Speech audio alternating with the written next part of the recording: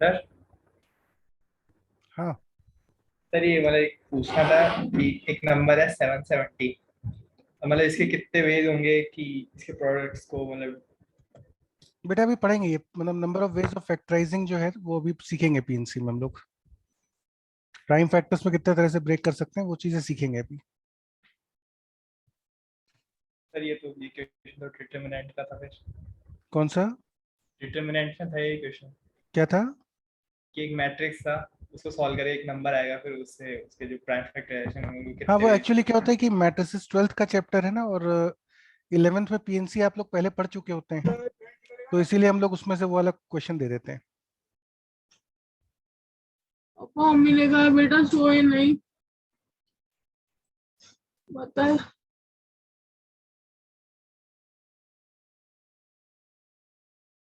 तो चलो बच्चों पहले एक बार आपके डाउट्स डिस्कस कर लेते हैं होमवर्क के, उसके बाद फिर विल स्टार्ट, ठीक है? तो मैट्रिसेस में जो आप लोगों ने डाउट्स भेजे थे तो उनको एक बार देख लो जल्दी से। एक तो ये क्वेश्चन नंबर 1 कुछ लोगों ने पूछा था। क्वेश्चन नंबर 1 में आपको दिया हुआ है एम एक मैट्रिक्स है, find the smallest positive value of B such that M square is null matrix. तो इसके लिए पहले एम स्क्वायर निकाल लो, है ना? और एम स्क्वायर की वैल्यू जब आप कैलकुलेट करोगे तो probably will get A square minus 360b, फिर माइनस 360a माइनस 360c, फिर आपके पास आ जाएगा A B plus B C, और आपके पास आएगा minus 360b plus C square. Question में मेन चीज जो दी है वो है एबीसी आर इंटीजर्स, और आपको दिया हुआ है this is a null matrix. अब अगर नल मैट्रिक्स है तो सारे एलिमेंट्स इक्वल होने चाहिए करस्पॉन्डिंग, तो ए स्क्वायर इक्वल टू 360b, फिर माइनस 360 है माइनस 360c से आपके पास आ जाएगा A plus C equal to 0। फिर थर्ड इक्वेशन से आएगा b into A plus C 0, और फोर्थ से आ जाएगा C square is equal to 360b। Question में पूछा गया find the smallest positive value of B. B की स्मॉलेस्ट पॉजिटिव वैल्यू आपको बतानी है। तो अब बच्चों ध्यान से देखो, ए स्क्वायर की वैल्यू है 360 इंटू बी। 360 को आप लिख सकते हो 6 स्क्वायर इंटू 10 इंटू बी, है ना? 360 मतलब 6 स्क्वायर इंटू 10 इंटू बी। और ए जो है इंटीजर है, इसका मतलब ये क्वांटिटी परफेक्ट स्क्वायर होनी चाहिए। If this is equal to A square it has to be a perfect square. अब सोच के देखो 6 स्क्वायर इंटू 10, तो बी की सबसे छोटी वैल्यू क्या रखी जाएगी ये परफेक्ट स्क्वायर बन जाए? तो clearly B is equal to 10। अगर आप बी को 10 रखेंगे तो ये एक्सप्रेशन बन जाएगा 6 स्क्वायर इंटू 10 स्क्वायर, जो कि एक परफेक्ट स्क्वायर होता है। इससे 10 से छोटी और कोई वैल्यू नहीं रख सकते, क्योंकि 10 जो है ये परफेक्ट स्क्वायर नहीं है। अगर 10 स्क्वायर बन जाए यहाँ पे तो ये परफेक्ट स्क्वायर आ जाएगा पूरा। तो b इज इक्वल टू 10, तो that is the answer for the first part, first question. अच्छा, फिर आपने पूछा था क्वेश्चन नंबर 14th। 14th बहुत ही आसान क्वेश्चन था, इसमें तो सब कुछ दिया हुआ है कि you have to express this matrix as a sum of a lower triangular matrix and an upper triangular matrix with zero in its leading diagonal. तो चलो इस मैट्रिक्स को पहले बना देते हैं।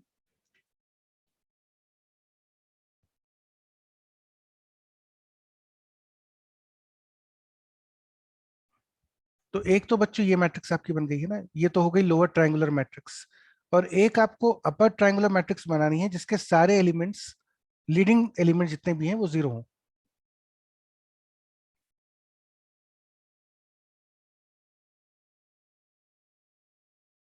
तो you have to express this matrix as a sum of these two. अच्छा, जब इन दोनों मैट्रिसेस को ऐड करोगे तो आपके पास आ जाएगा a1 b1 b2 a2 a3 b3। अरे यार हर्षित 16 ईयर पहले बेटा बता देता तो अभी क्या है, मेरे पास क्वेश्चन लिखे हुए नहीं है ये सब, मैं तो कट पेस्ट करके लाया था। तो अगली बार बता दूंगा, चलो कोई दिक्कत नहीं, आप ट्राई कर लो, एक साथ भेज दिया करो, इसलिए मैं कहता हूँ शुरुआत में आप डाउट्स एक साथ भेज दिया करो। I wait for 3 to 4 days deliberately कि कोई भी डाउट किसी बच्चे का रह गया तो वो भी भेज दे एक साथ। और फिर इसके बाद आ जाएगा आपके पास A4 A5 A6। ठीक है, ये मैट्रिक्स बच्चों बराबर होनी चाहिए आपकी 1 2 5 2 3 -6 एंड -1 0 1, इसके बराबर आनी चाहिए। कंपेयर कर लो तो सारे एलिमेंट्स आपको पता चल जाएंगे। A1 की वैल्यू 1 आ गई, B1 की वैल्यू 2 हो गई, B2 की वैल्यू 5 आ गई। तो ये सारे एलिमेंट्स कंपेयर करके पता चल जाएंगे। तो ये दो मैट्रिसेस में ब्रेक हो गया। सेकेंड पार्ट कह रहा है कि also express the matrix as a sum of a symmetric and a skew symmetric matrix. तो ये तो पहले ही बता चुका हूं मैं कि आप मैट्रिक्स को लिखिए half A plus A transpose, ये सिमेट्रिक आ जाएगी, और एक half A minus A transpose ये आपका स्क्यू सिमेट्रिक आएगा। यार माइक किसका ऑन हो रहा है ये बीच बीच में? तो ये एक ही आ जाएगा स्क्यू सिमेट्रिक मैट्रिक्स।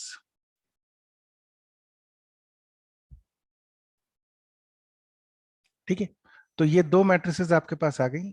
और ऐड सीधे ऐड कर लो तो गेट द आंसर। तो स्ट्रेट अवे मतलब 14 क्वेश्चन तो बिल्कुल बेकार क्वेश्चन था। फिर है क्वेश्चन नंबर 17 था, आप में से किसी ने पूछा था। तो इसमें मेन चीज नोटेशन है, मतलब क्वेश्चन में तो ज्यादा टफ नहीं है, नोटेशंस मेन है।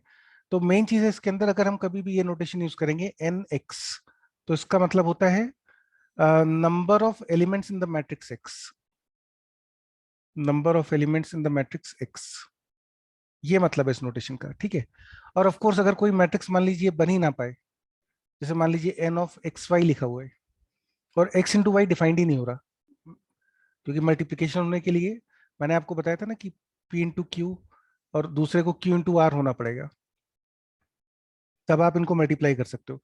तो अगर ये डिफाइंड ही नहीं हो रहा x इंटू वाई, तो इन दैट केस इसकी वैल्यू 0 लेनी है। तो ये जो स्टेटमेंट है यही है। अगर मैट्रिसेस मल्टीप्लिकेशन के लिए कंफर्टेबल नहीं है, तो x इंटू वाई के नंबर ऑफ एलिमेंट्स कितने होंगे, 0 माने जाएंगे। नहीं तो एन ए मतलब हो गया number of elements in the matrix A. तो चलिए क्वेश्चन में देखिए, कुछ चीजें तो सिंपल है, आपको इस एक्सप्रेशन की वैल्यू बतानी है। इसमें नंबर ऑफ एलिमेंट्स इन ए, ये आराम से आ जाएगा 4, मैट्रिक्स ए में 4 एलिमेंट दिख रहे हैं। Number of elements in B, ये भी आराम से आ जाएगा, दिस इज 2, है ना, मैट्रिक्स बी में 2 एलिमेंट्स है, 5 और -3। अच्छा, फिर number of elements in C चाहिए आपको। अब सी की वैल्यू है A B into B transpose A. ठीक है, चलिए ए इंटू बी जो होगा ये किस ऑर्डर का बनेगा, ए इंटू बी। ए का ऑर्डर है 2/2, बी का ऑर्डर है 2/1, ये दोनों इक्वल हो रहे हैं, इसका मतलब ए इंटू बी डिफाइंड है, और मल्टीप्लीकेशन के बाद इसका ऑर्डर बनेगा 2/1 का। बी ट्रांसपोज का ऑर्डर होगा, बी का ऑर्डर है 2/1, तो बी ट्रांसपोज का ऑर्डर हो गया 1/2, और दूसरी मैट्रिक्स है 2/2, ये दोनों इक्वल आ रहे हैं, तो उसका मतलब बी ट्रांसपोज ए भी डिफाइंड होगा। और ये जो मैट्रिक्स मल्टीप्लीकेशन के बाद आएगी ये बनेगी 1/2 की। फिर आप ए बी को बी ट्रांसपोज ए, इन दोनों को मल्टीप्लाई करोगे, इन दोनों मैट्रिसेस को। मल्टीप्लीकेशन पॉसिबल है क्योंकि 1 और 1 इक्वल है। और ये जो नई मैट्रिक्स बनेगी सी इज ऑफ ऑर्डर 2/2। और यदि सी 2/2 ऑर्डर का है तो उसमें कितने एलिमेंट्स होंगे, 4 एलिमेंट्स होंगे। तो एन सी की वैल्यू भी आपको पता चल गई, 4 के बराबर है। अच्छा, अब आपको चाहिए number of elements in D and determinant D का स्क्वायर, और डी आपको ये दे रखा है। तो चलो अब डी कैलकुलेट करके देखते हैं। ध्यान रखना, डी आपको कैलकुलेट, डिटर्मिनेंट ऑफ डी चाहिए, तो इसका मतलब डी आपको कैलकुलेट करना पड़ेगा। The value of D will be B transpose मतलब हो गया 5 -3 इंटू ए 1 2 4 3। ठीक है, एंड फिर इंटू ए बी,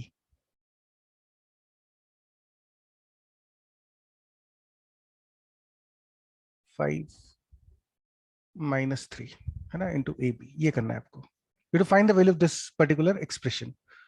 तो इसको बच्चों कर लो सिंप्लीफाई, देखो ये कितना बनेगा। 5 -3 करोगे तो आएगा 5 -12, और फिर आएगा 10 -9। ये तो पहले वाला ब्रैकेट हुआ।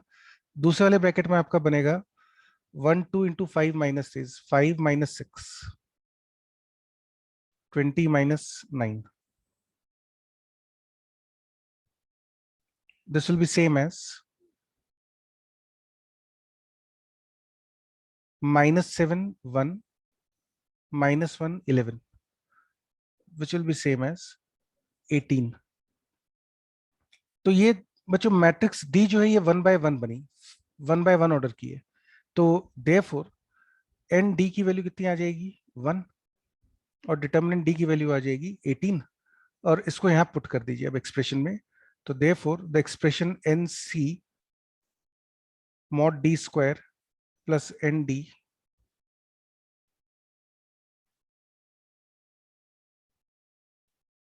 N A minus n B, इसकी वैल्यू जो है this comes out as, C में हमने देखा था 4 element, mod D square is 324, 18 का स्क्वायर 324 होता है। एन डी की वैल्यू थी आपकी 1, क्योंकि डी में एक ही एलिमेंट है, upon number of elements in A is 4 minus 2. So that would be 2 times 325, which is 650. तो ये आपका आंसर आ गया था नेक्स्ट पार्ट का। ठीक है, ये क्वेश्चन नंबर 17 जो आप लोगों ने पूछा था। सिंपल क्वेश्चन है, मतलब इसमें सिर्फ थोड़ा सा नोटेशंस के ऊपर है। फिर है क्वेश्चन नंबर 20, लास्ट क्वेश्चन जो आप लोग पूछ रहे थे। ये क्वेश्चन भी पूरा नोटेशन का ही है। Once you understand the notations तो क्वेश्चन इज नॉट डिफिकल्ट, थोड़ा सा लेंथी है as compare to the previous problems. पहली चीज आपको ये समझ में आनी चाहिए कि ये जो नोटेशन लिखी है C I J, sigma A I R B R जे,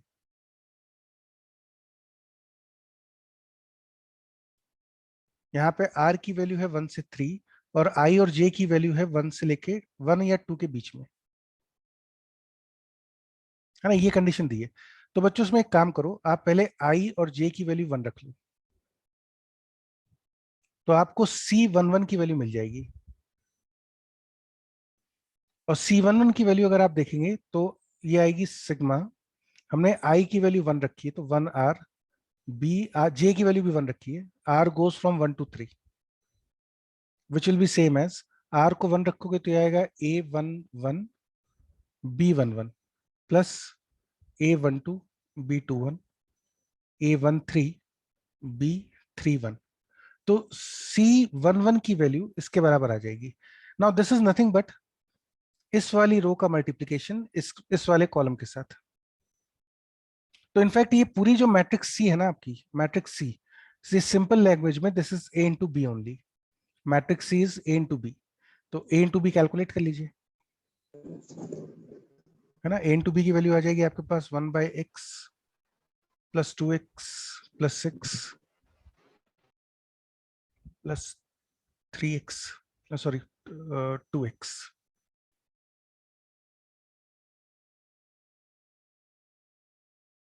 फिर आपके पास अगला आ जाएगा 3 by x minus 2x plus 3 upon 4x square plus 1, और लास्ट में आ जाएगा 3 minus 2 plus x upon 4x square plus 1।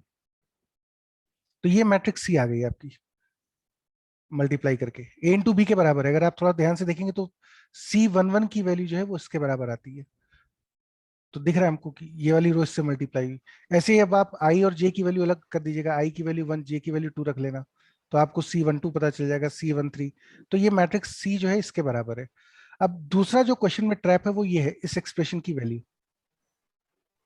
तो डेल्टा एक्स की वैल्यू आपको दे रखी है sigma c I j, 1 less than equal to i less than equal to j less than equal to t, है ना, लेस देन इक्वल टू 2। तो बच्चों ध्यान से देखना है, इसमें आपको दिया है 1 आई, मतलब ये जो आई की वैल्यू है this should be less than और इक्वल टू जे। तो C11 ये पॉसिबल है, आई की वैल्यू 1, जे की वैल्यू 1, C11। फिर आई की वैल्यू 1, जे की वैल्यू 2, C12 हो सकता है, C21 नहीं हो सकता, दिस इज नॉट पॉसिबल। क्यों? क्योंकि आई की वैल्यू 2, जे की वैल्यू 1 आप नहीं रख सकते हो, you can not put I equal to 2, J equal to 1। और फिर C22 ये रख सकते हैं। तो this is the value of delta X, C11 plus C12 plus C22। ये वैल्यू नहीं रखनी है आपको, क्योंकि इसमें I less than equal to J satisfy नहीं होगा। तो बच्चों डेल्टा एक्स की वैल्यू निकाल लो, that would be 1 by X plus 4x plus 10 plus x upon 4x square plus 1, है ना। ये डेल्टा एक्स की वैल्यू आ गई, और आपको ये गिवन है कि x is greater than 0, x greater than 0 आपको दिया हुआ है क्वेश्चन में। मुझे इस डेल्टा एक्स की मिनिमम वैल्यू बतानी है। हमें पता होता है कि मिनिमम वैल्यू एक्सप्रेशन की कहां पर होती है, या तो इंटरवल के एंड पॉइंट पर या फिर क्रिटिकल पॉइंट पर। तो क्रिटिकल पॉइंट कैसे निकालोगे, डेल्टा डैश एक्स डिफरेंशिएट कर लेते हैं इसको, -1/x² +4 प्लस, यहाँ क्वेश्चन रूल लगा दो,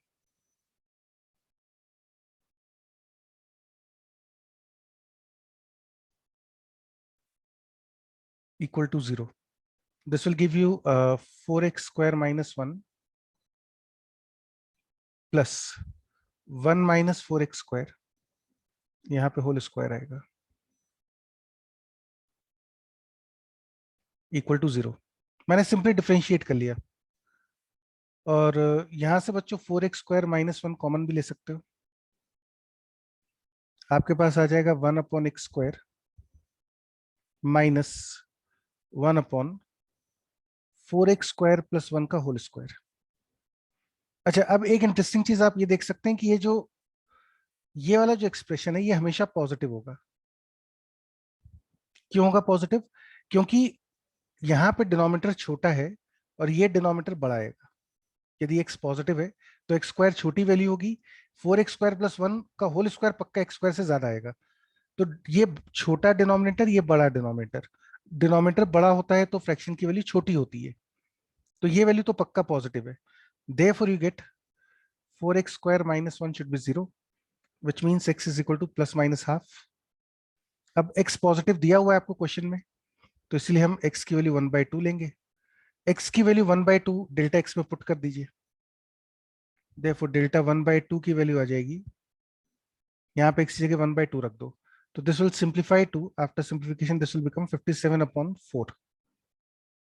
यहाँ पे 1/2 रखोगे तो 57/4 आ जाएगा। ये p/q फॉर्म में दिया है, वो ये लीस्ट वैल्यू है, 57/4 is the least value. Infinity पे इसकी वैल्यू इन्फिनिटी आ जाएगी और 0 पे भी इसकी वैल्यू इन्फिनिटी आ जाएगी। इंटरवल के एंड पॉइंट पे यहाँ पे वैल्यू इन्फिनिटी बनेगी, यहाँ पे इन्फिनिटी बनेगी, और बीच में 1/2 पे आपको वैल्यू 57/4 मिलेगी, तो ये लीस्ट वैल्यू हो गई, which is equal to p/q। So p + q will be equal to 61। ठीक है, तो ये क्वेश्चन थोड़ा सा फिर भी ठीक था 20th वाला, वो भी इसीलिए क्योंकि यहाँ पे आपको ये ट्रैप था कि C21 को काउंट नहीं करना है इसके अंदर। बाकी तो क्वेश्चन ठीक है भाई, ये तो ऑब्जर्वेशन आना चाहिए कि ये मल्टीप्लीकेशन है। बस गलती क्या होती है कि लोग C21 ले लेते हैं। एक और ट्रैप है जो उसमें थोड़ा सा, एक और प्रॉब्लम ये हो सकती है कुछ लोगों को, कि अगर हम इन दोनों को कंबाइन कर दें, if I combine this two, तो आई गेट 4x² + 1 अपॉन x प्लस 10 प्लस x/4x² + 1, ये आ जाएगा डेल्टा x की वैल्यू। अब इसमें बच्चों यदि आपने गलती से AMGM लगा दी, मतलब AMGM लगाना गलत नहीं है, उसका जो क्लेम होता है वो गलत हो जाएगा। क्यों? आप कहते हैं कि भाई 4x² + 1 अपॉन x plus x/4x² + 1 by 2 is greater than और इक्वल टू रूट ऑफ, इन दोनों का प्रोडक्ट हो तो 1 ही आ जाता है। सो देयरफॉर 4x² + 1 अपॉन x, इसकी वैल्यू 2 या 2 से बड़ी होगी। लेकिन अब आप ये क्लेम नहीं कर सकते कि इसकी वैल्यू, मिनिमम वैल्यू 2 होगी, this would be incorrect. Minimum value is not equal to 2।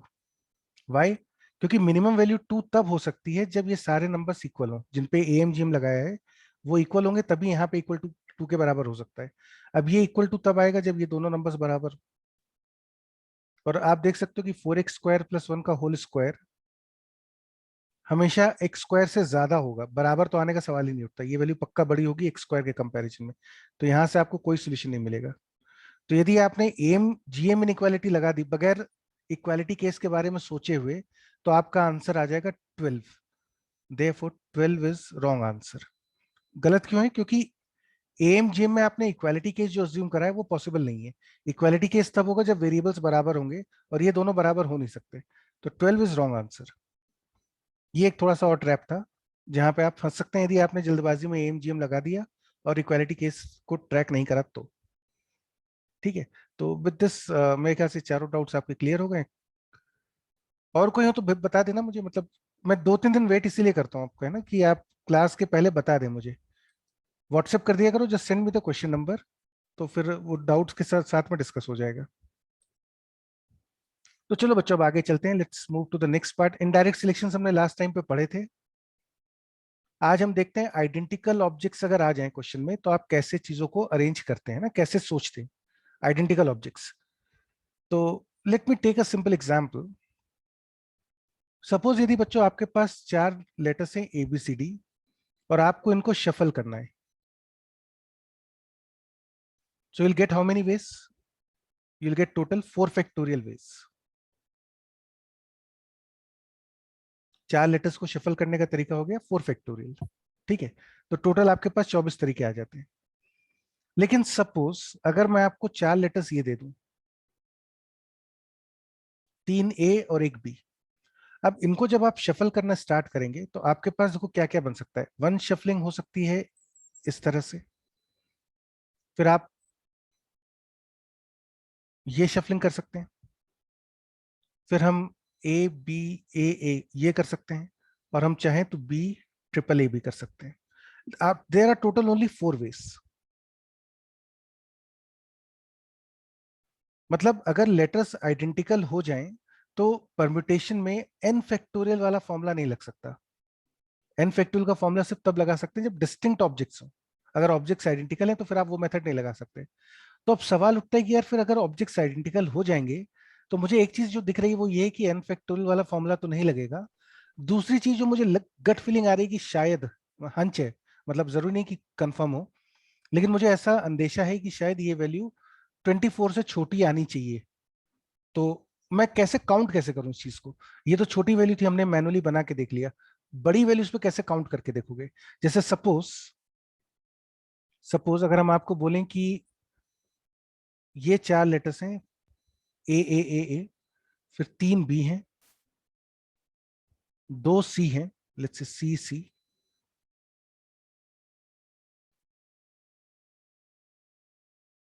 और फिर आपके पास कुछ 3 अलग अलग लेटर्स हैं DEF, एक और मान लेते हैं G।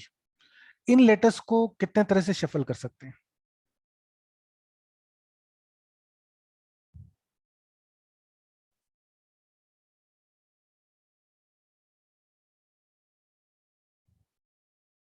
अनीशा समझ में नहीं आया क्या लिखा तुमने?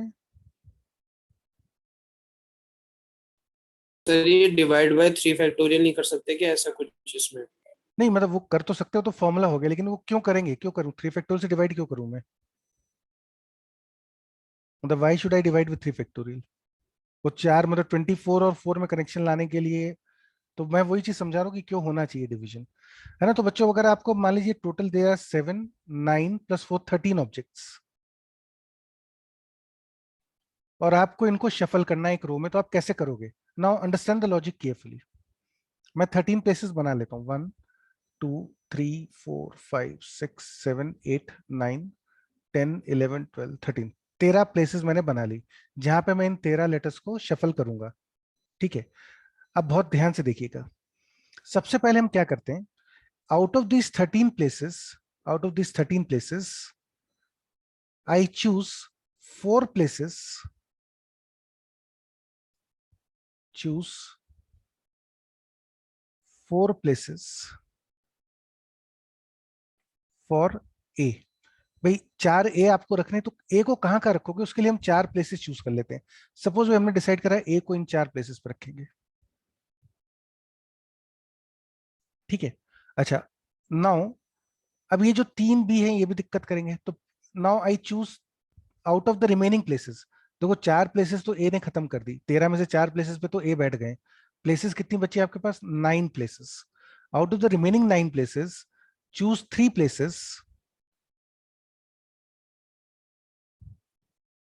For B. बी के लिए 3 प्लेसेस और चूज कर लो। मैं कलर चेंज कर देता हूं जिससे थोड़ा सा समझने में आसानी रहे।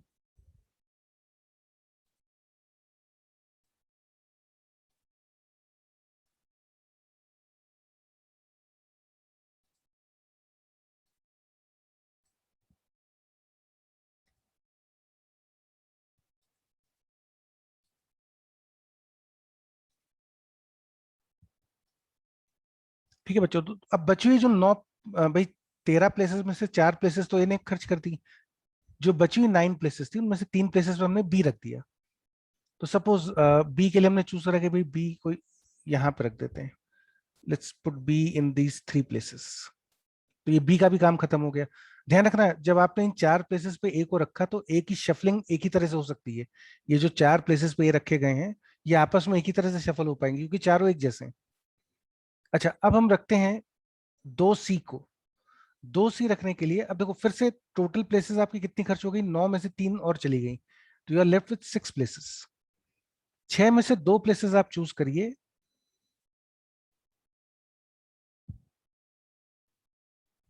For C. सपोज हमने डिसाइड करा यहां पे और यहां पे सी रखा जाएगा। अब कितनी प्लेस बची, 4। 4 प्लेसेस पे अब इन 4 लेटर्स को रखना है इनटू 4 फैक्टोरियल। 4 फैक्टोरियल क्यों, शफलिंग ऑफ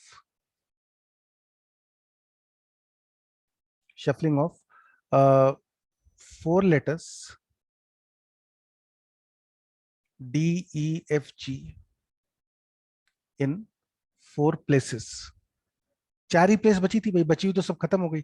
कौन कौन सी प्लेस बच गई थी, 1, 2, 3, 4। इन 4 प्लेसेस पे इन 4 लेटर्स को रखना है, तो इनको आप शफल कर सकते हैं 4 फैक्टोरियल तरह से। तो आपका ये final answer, this is the correct answer. And if you in fact simplify this expression, अगर आप इस एक्सप्रेशन को सिंप्लीफाई करें थोड़ा सा तो सर बच्चों, हाँ बेटा, सर इसमें आपने मतलब वैसे तो 4C4 फिर इंटू 4 फैक्टोरियल होगा ना।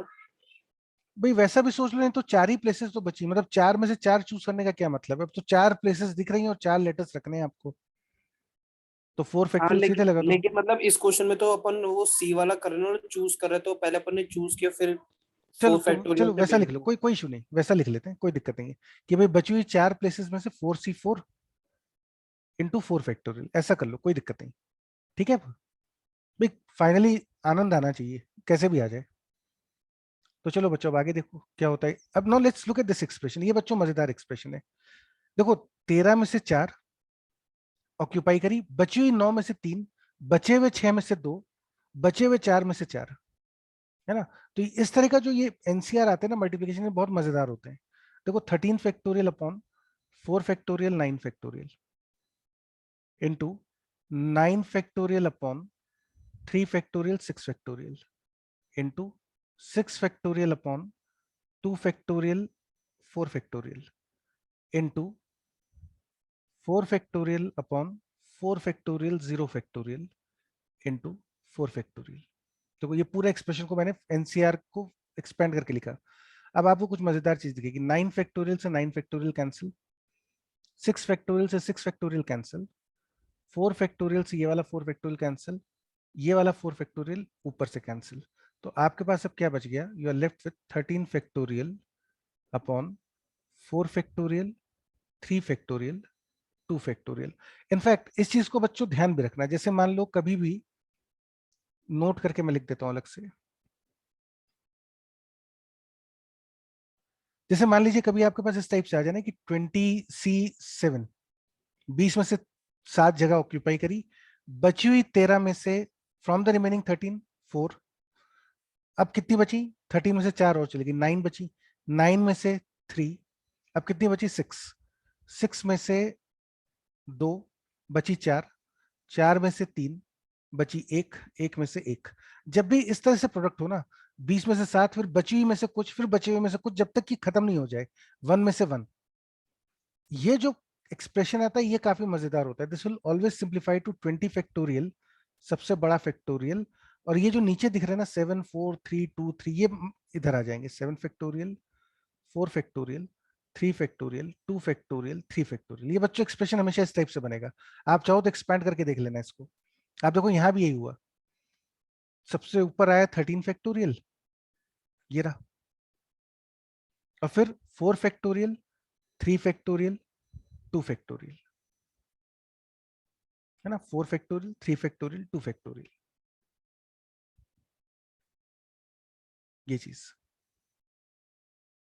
ठीक है, तो जब भी इस तरह का एक्सप्रेशन हो तो ध्यान रखना इसकी वैल्यू इसके बराबर ही आती है। ये आगे भी कई बार मिलेगा आपको।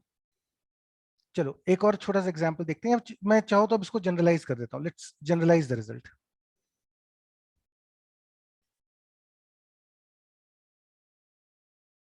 तो now let's write down a result.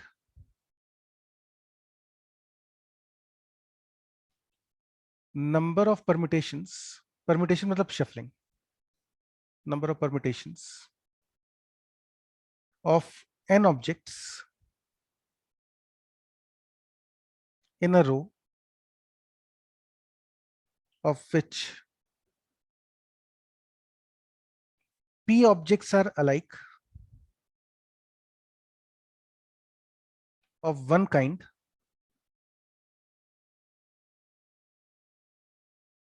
q objects are alike of second kind r objects are alike, alike मतलब identical, are alike of third kind.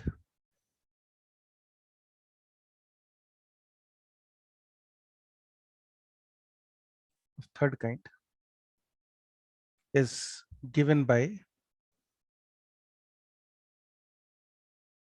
n factorial upon p factorial q factorial r factorial. ठीक है, ये बच्चों एक result होता है जो कई लोग याद रख लेते हैं बिना लॉजिक के कि भाई क्यों हुआ वो नहीं पता उनको, लेकिन ये आपको लॉजिक याद रखना है इसका, ऐसा क्यों हो रहा है ना. This is a very important result, very useful, कई बार आगे भी काम आएगा. तो इसका मतलब अब इसका लॉजिक भी एक बार समझ लो फाइनली. देखो, there are total n places, n objects को परम्यूट करना है मतलब n ऑब्जेक्ट्स को शफल करना है, तो there are total n places. इनमें से n प्लेसेस में से आपको दिया हुआ है कि p ऑब्जेक्ट्स एक जैसे हैं. उन p ऑब्जेक्ट्स के लिए इन n में से कोई p पोजीशन चूज कर लो, ncp. हाँ अनीश बोलो बेटा, क्या पूछना है. सर ये एक चीज समझ में नहीं है कि सर इसमें मतलब अपन परम्यूटेशन कर रहे हैं तो है ना, हाँ. आप पहले मतलब आपने सिलेक्ट किया फिर उसके बाद अरेंज कर रहे हो आप, तो सर आपने 20C7 जैसे ये लिखा है तो इसको फिर आपने मतलब इनटू फिर फैक्ट करते भी तो है अरेंजमेंट करने के लिए, जैसे बेटा कैसे करेगा भाई, अगर मान ले तेरे पास 7 ऑब्जेक्ट्स एक जैसे हैं, अगर 7 ऑब्जेक्ट्स एक जैसे हैं, मान लो तुमने 20 में से ये 4 ए रखे हुए हैं, इन 4 ए को जब शफल करोगे तो कितने तरह से कर सकते हो. चारों एक जैसे हैं, 4 ए को शफल करोगे तो क्या मिलेगा आपको, एक ही तरह से तो शफलिंग हो पाएगी भाई. अगर चारों अलग अलग होते तो 4 फैक्टोरियल तरह से शफल होता, ए बी सी डी होता तो 4 फैक्टोरियल तरह से शफल होता. अभी तो चारों के चारों एक जैसे ही हैं, तो आपने 13C4 4 प्लेसेस ए के लिए चूज करी, उन 4 प्लेसेस पे ए को शफल करने का तो एक ही तरीका होगा. Okay sir. आखिरी में जब डी एफ जी बचा था, यहाँ पे डी एफ जी बचे थे, तो मैंने 4 फैक्टोरियल से शफल करा क्योंकि चारों अलग अलग हैं, इंटू 4 फैक्टोरियल यहाँ पे करेंगे अपन. लेकिन ये तो चारों ए एक जैसे ही, इनको क्यों शफल करना आपस में. तो बच्चों n में से p प्लेसेस चूज कर लीजिए जहां पे आप इन p ऑब्जेक्ट्स को रखोगे. अच्छा अब कितनी बच गई, n माइनस p. इनमें से q प्लेसेस चूज कर लीजिए जहां पे आप इन q ऑब्जेक्ट्स को रखेंगे जो एक जैसे हैं. अब कितनी बच गई, n minus p minus q. इनमें से r प्लेसेस चूज कर लीजिए जहां पे आप इन r आइडेंटिकल ऑब्जेक्ट्स को रखने वाले हैं, इनटू. अब कितनी प्लेसेस बची, n minus p minus q minus r. अब इनमें से सारी प्लेसेस चूज कर लीजिए और इसमें जो बचे हुए ऑब्जेक्ट्स हैं n minus p minus q minus r, इतने ऑब्जेक्ट बचे और वो सब डिस्टिंक्ट होंगे, उनको शफल कर दीजिए. तो this expression will simplify to, this expression simplifies to this formula. अब इसको देखो कैसे याद रख लो, इसको ऐसा याद रख लो कि जब भी आपको n ऑब्जेक्ट्स का अरेंजमेंट करना हो, शफलिंग करनी हो रो के अंदर, तो आप सबसे पहले ये मानिए कि सब डिस्टिंक्ट है. आप सबको डिफरेंट मान के अरेंज कर दो. कितने तरह से हो सकता है, n फैक्टोरियल, सबको डिफरेंट मानो n फैक्टोरियल. अब जितने ऑब्जेक्ट्स एक जैसे हैं उनके फैक्टोरियल से डिवाइड कर दो, टोटल अपॉन जितने ऑब्जेक्ट्स एक जैसे हैं उनके फैक्टोरियल से डिवाइड कर दो. ये एक इसका शॉर्टकट टाइप का बन गया हमारा. वैसे लॉजिक तो यही है जो आप कर रहे हो, दिस इज द लॉजिक. लेकिन इसको ऐसा याद रखो कि टोटल ऑब्जेक्ट्स अपॉन जितने ऑब्जेक्ट्स एक जैसे हैं उनके फैक्टोरियल से डिवाइड कर देंगे. ठीक है, तो now let's take some example जहां पे हम इस कंसेप्ट को यूज करते हैं। क्वेश्चन है, you have to find the permutations of the letters of the word Mississippi if no two S are together. अच्छा बच्चों ध्यान रखना, बाकी सब चीजें सेम चलेंगी, गैप्स, पैकेट्स, कॉम्प्लीमेंट्री काउंटिंग, वो सब तरीके सेम चलेंगे। तो आपको ये वर्ड दिया है, सबसे पहले इसको दोबारा से स्पेल कर लो। देखो मैं कैसे कर रहा हूं, MISSISSIPPI,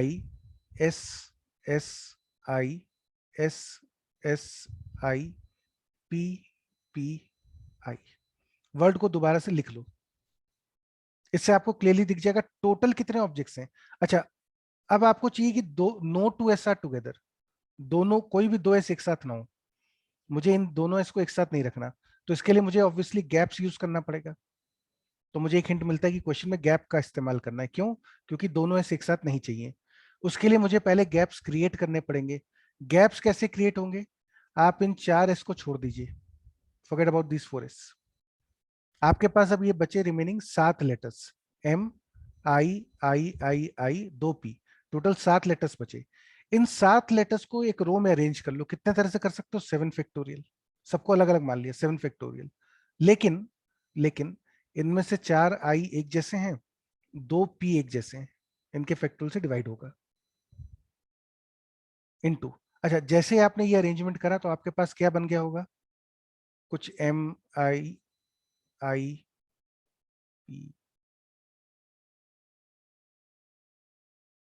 कुछ इस टाइप से बच्चों आपके ये 7 लेटर्स अरेंज हो गए होंगे इतने तरीके से, 7 फैक्टोरियल अपॉन 4 फैक्टोरियल 2 फैक्टोरियल से आपको ये चीज मिल गई। अब इनके बीच में कितने गैप्स हैं? 1 2 3 4 5 6 7 8। इन 8 गैप्स में इन 4 एस को रखना है, एक गैप में एक एस को रखेंगे। तो देखो पहले एस के लिए कितने ऑप्शंस हैं? 8, 8 में से कोई भी गैप में डाल दो। दूसरे वाले एस के लिए कितने ऑप्शन है? 7। तीसरे एस के लिए कितने ऑप्शन है? 6। चौथे एस के लिए कितने हैं? 5। लेकिन चारों एस एक जैसे हैं, अपॉन 4 फैक्टोरियल। आप चाहें तो इस एक्सप्रेशन की जगह, इफ यू वांट, आप इस लॉजिक की जगह you can use another logic कि भाई 8 में से 4 प्लेसेस चूज कर लो। ये जो 8 गैप्स हैं इनमें से 4 गैप चूज कर लो जहां पे आप एस को रखोगे। सपोज आपने डिसाइड करा कि हम इस वाले गैप में यहाँ पे और यहाँ पे एस को रखेंगे। इन 4 गैप्स में एस को रखने के लिए आपने 8C4 से गैप चूज करे, और एस को रखने का कितना तरीका होगा? एक ही तरीका होगा क्योंकि चारों एस एक जैसे हैं। तो आप चाहें तो ये लिख लीजिए, चाहें तो ये लिख लीजिए, एक ही बात है। इस एक्सप्रेशन को आप इससे भी रिप्लेस कर सकते हो। लॉजिक थोड़ा सा अलग हो गया। ऊपर वाले में लॉजिक क्या था? पहले एस के लिए 8 ऑप्शंस, दूसरे एस के लिए 7 ऑप्शंस, फिर 6 ऑप्शन, फिर 5 ऑप्शन, लेकिन चारों एस एक जैसे हैं तो अपॉन में 4 factorial. And this is your answer. जो भी वैल्यू इसकी आती है वो आपका आंसर होगा।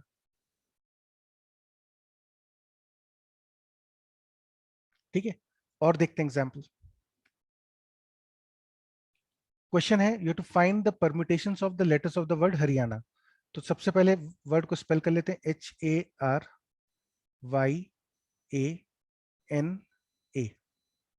इफ पहला पार्ट कह रहा है the word begins with H and ends with N।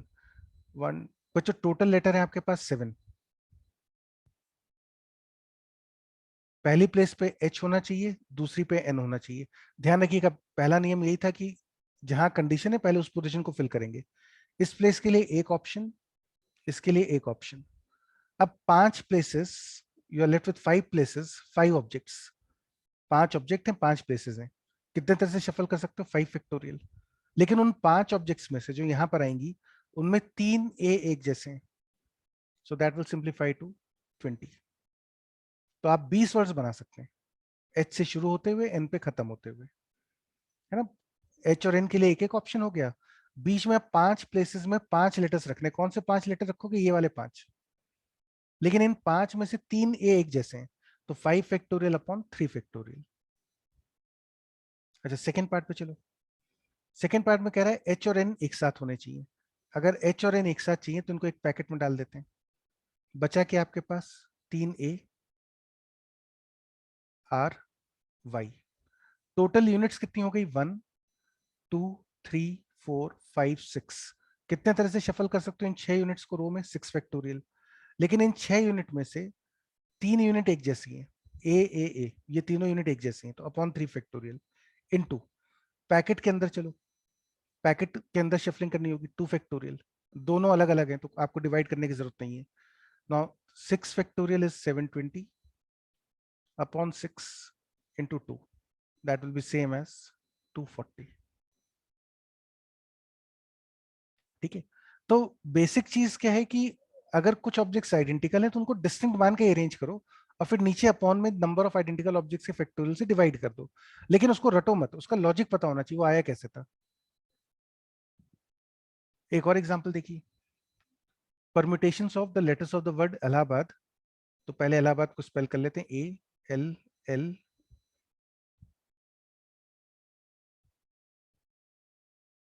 ये हमने स्पेल कर लिया है ना, और टोटल ये बच्चों आपके हो गए 9 लेटर्स।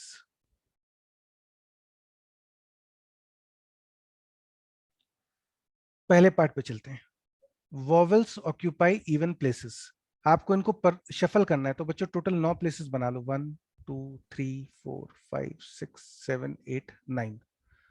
कंडीशन है पहले पार्ट में वॉवेल्स इवन प्लेसेस पे होने चाहिए, तो ये जो प्लेसेस हैं 4 प्लेसेस, ये वॉवेल्स के लिए रिजर्व्ड है, यहाँ वॉवेल ही रख सकते हो। वॉवेल कितने हैं? 4 ही हैं, तो इन 4 प्लेसेस पे वॉवेल रखने के कितने तरीके हो गए? अब देखो वॉवेल चारों 4 वॉवेल्स हैं, ए, सबको डिस्टिंक्ट मान लेते हैं तो 4 फैक्टोरियल। इन 4 प्लेसेस पे 4 वॉवेल्स को शफल करने का तरीका 4 फैक्टोरियल, लेकिन चारों वॉवेल्स एक जैसे हैं, अपॉन 4 फैक्टोरियल इनटू बची हुई 5 प्लेसेस, रिमेनिंग 5 प्लेसेस पे आपको ये 5 लेटर रखने हैं, 5 प्लेसेस पे इन 5 अल्फाबेट्स को रखना है। अगर सबको डिस्टिंक्ट माने तो टोटल 5 फैक्टोरियल तरह से अरेंज हो सकता था, लेकिन इनमें से 2 एल एक जैसे हैं, 5 यूनिट में से 2 यूनिट एक जैसी हैं, अपॉन 2 फैक्टोरियल। आप एक चीज और ध्यान से देखिए, मैं ऐसा नहीं करता कि आखिरी में एक साथ सब जगह डिवाइड करता हूं, मैं हर स्टेज पे डिवीजन करता हुआ चल रहा हूं। यहाँ पे अपॉन 4 फैक्टोरियल पहले ही कर दिया, यहाँ 2 फैक्टोरियल बाद में करा। Now this will B 1, this is 120 upon 2 which is 60।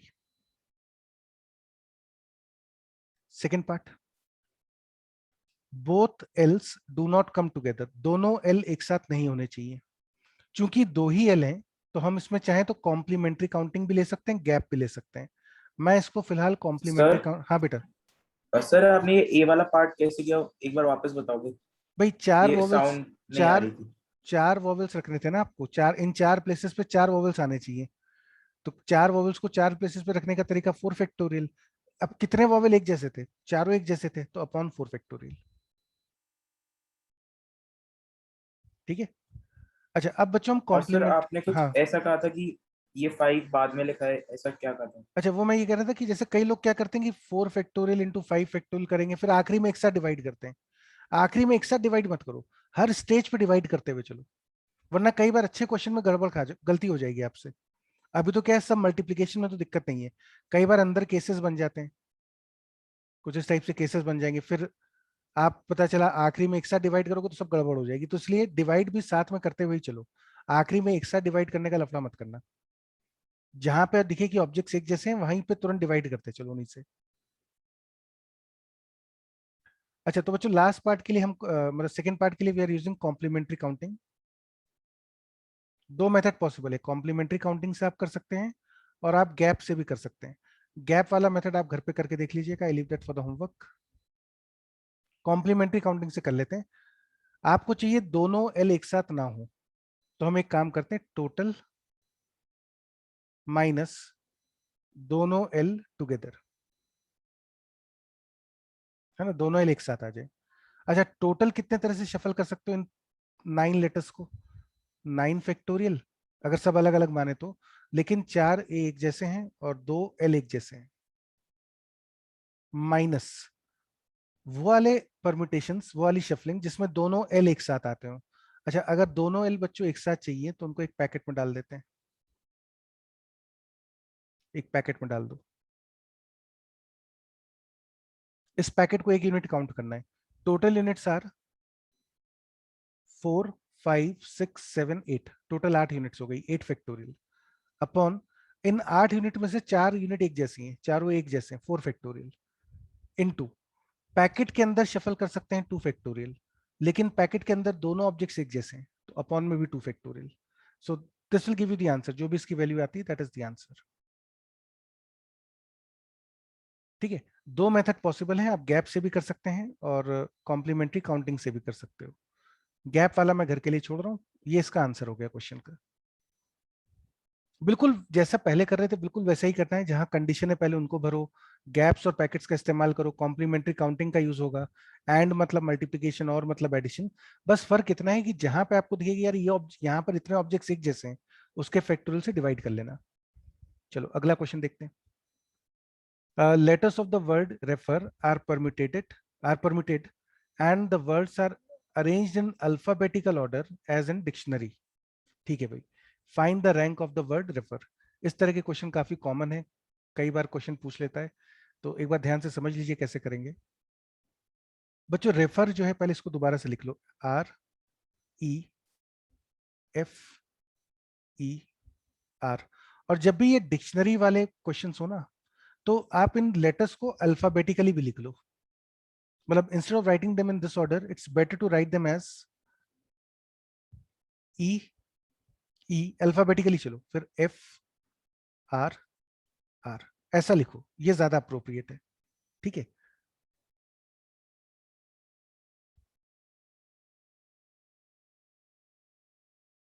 और इसमें लॉजिक बहुत ध्यान से समझना, आराम से, थोड़ा सा भारी हो सकता है शुरुआत में, तो बिल्कुल लॉजिकली समझते हुए, कोई भी डाउट हो तुरंत पूछ लेना रोक कर। तो चलिए अब हम बच्चों 5 लेटर वर्ड्स बनाना शुरू करते हैं इन 5 लेटर से, और इनको अल्फाबेटिकली अरेंज करेंगे डिक्शनरी के हिसाब से। तो अब सोच के बताओ, जब आप 5 लेटर वर्ड बनाओगे डिक्शनरी के हिसाब से, तो बिल्कुल शुरुआती वर्ड किससे बनेंगे? ई से। सबसे शुरुआत के वर्ड ई से बनेंगे। इस प्लेस को भरने का एक तरीका है, ई एक ही तरह से रख सकते हैं ना। बचे कौन कौन से लेटर्स? एक ई बच गया, 2 आर बच गए और एक एफ बच गया। तो बच्चों ई आर आर एफ, इन 4 लेटर्स को इन 4 प्लेसेस पे कितने तरह से अरेंज कर सकते हैं? 4 फैक्टोरियल, जिनमें से 2 एक जैसे हैं, 2 आर एक जैसे हैं, so that will give you 12। तो ई से टोटल 12 वर्ड शुरू होंगे। You can make 12 words beginning with E. E से शुरू होते हुए टोटल 12 वर्ड्स बनेंगे। जो वर्ड मुझे चाहिए रेफर, वो ऑफ कोर्स इसमें तो नहीं आने वाला। तो इसका मतलब जिस इस वर्ड की जो रैंकिंग होगी वो 1 से 12 में नहीं आएगी, उसके बाद ही कहीं आएगी। अच्छा अब देखो, ई के बाद अल्फाबेटिकली आप अगला लेटर कौन सा भर सकते हैं? ई के बाद अगला अल्फाबेटिकली आता है एफ। एफ को भरने का एक तरीका है, एफ को भरने का एक तरीका। ठीक है, बचे क्या क्या लेटर्स? 2 ई। हाँ। हाँ बेटा बोलो। तो ई के बाद तो ई वापस। अबे ई के बाद ई कैसे आएगा? तुमने जब बोल दिया पहली प्लेस पे ई भरेंगे, तो अब फिर से तुम अगले केस में फिर कह रहे हो कि पहली प्लेस पे ई भरेंगे, ये क्या ओके। मतलब हुआ? ई भर दिया, खत्म हो गई बात। अब पहली प्लेस पे ई नहीं आ सकता। ई तो ई के तो सारे पॉसिबिलिटी देख ली ना 12। अच्छा अब बच्चों आता है एफ। एफ से कितने वर्ड्स बनेंगे टोटल? टोटल है 4 फैक्टोरियल, जिनमें से 2 एक जैसे हैं और 2 आर एक जैसे हैं। Now this will give you 6। तो एफ से शुरू होने वाले वर्ड्स होंगे 6। मतलब आपकी ये जो रैंकिंग है ये 1 to 18 कंप्लीट हो गई। पहले 12 वर्ड्स ई से शुरू होंगे, अगले 6 वर्ड्स एफ से शुरू होंगे। रेफर वर्ड जो है वो आर से शुरू होता है, वो इस कैटेगरी में अभी तक नहीं आया होगा। मतलब पहले 18 वर्ड्स में आपको रेफर नहीं मिलने वाला। अच्छा इसके बाद आता है अगला, ई के बाद एफ के बाद अगला ऑप्शन है आर। आर से कितने वर्ड शुरू होंगे देखते हैं। आपके पास बच गया एक आर, 2 ई और एक एफ। बच्चों आर के बाद इन 4 लेटर से कितने वर्ड्स बना सकते हैं हम लोग? How many words can be formed using these 4 letters? This will B 4 factorial upon 2 factorial, यानी फिर से 12 वर्ड्स बनेंगे। लेकिन जो वर्ड मुझे चाहिए, रेफर वर्ड मुझे चाहिए, I want this word. Refer जो होगा वो आर से शुरू हो रहा है, मतलब मुझे ये जो 12 वर्ड्स मिले, इन्हीं 12 वर्ड्स में कहीं पे रेफर होगा। ये जो रेफर वर्ड होगा ये इन्हीं 12 वर्ड्स में कहीं पर होगा, है ना। तो अब मैं एक काम कर रहा हूं, मैं ये जो 12 वर्ड्स हैं रेफर वाले, इनको फिर से डिटेल में देखता हूं। अल्फाबेटिकली आर के बाद पहला वर्ड कौन सा आएगा? ई। आर के बाद अगला वर्ड आना चाहिए ई।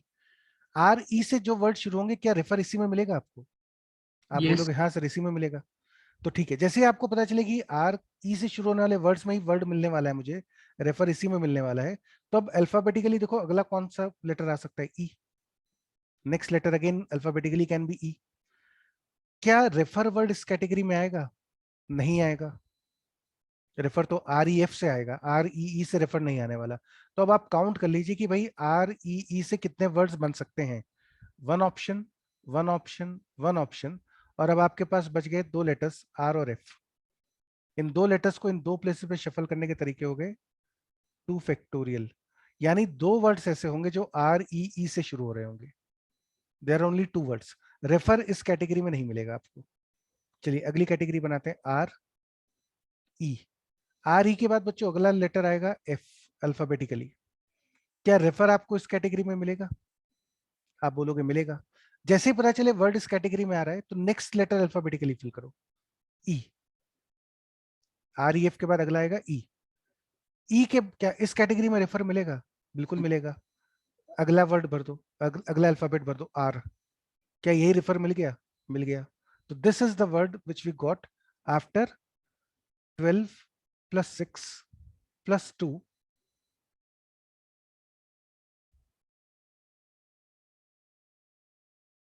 that is 20 words। आप 20 वर्ड के बाद आपको रेफर मिलेगा। यानी रेफर वर्ड की रैंकिंग क्या हो गई? Ranking is 21st।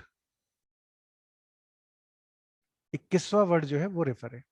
ये मतलब इसमें लास्ट वाला, हाँ, क्या चीज? ये लास्ट वाला समझ में नहीं आएगा फिर से करो।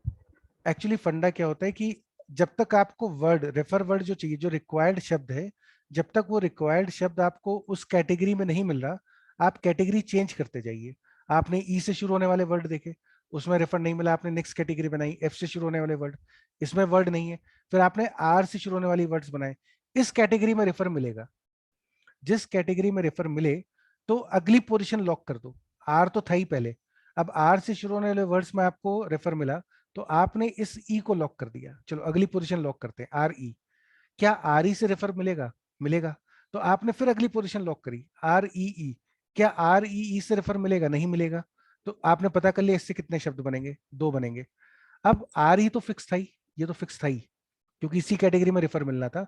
तो अब हमने ई की जगह अगला वर्ड रखा एफ, अगला अल्फाबेटिकल लेटर रखा एफ। अगर आपको लगे कि इसी कैटेगरी में वर्ड मिलेगा तो अगली पोजीशन फिल कर लो। अगर इस कैटेगरी में वर्ड मिला तो फिर अगली पोजीशन फिल कर लो। तो अगर आप एफ के बाद पोजीशन फिल करते रहते हैं तो आपको रेफर वर्ड ही मिल जाएगा पूरा। हाँ बोलो। आप अल्फाबेटिकली अरेंज कर रहे हो तो एफ के बाद ई थोड़ी ना आता है अल्फाबेट में। क्या चीज?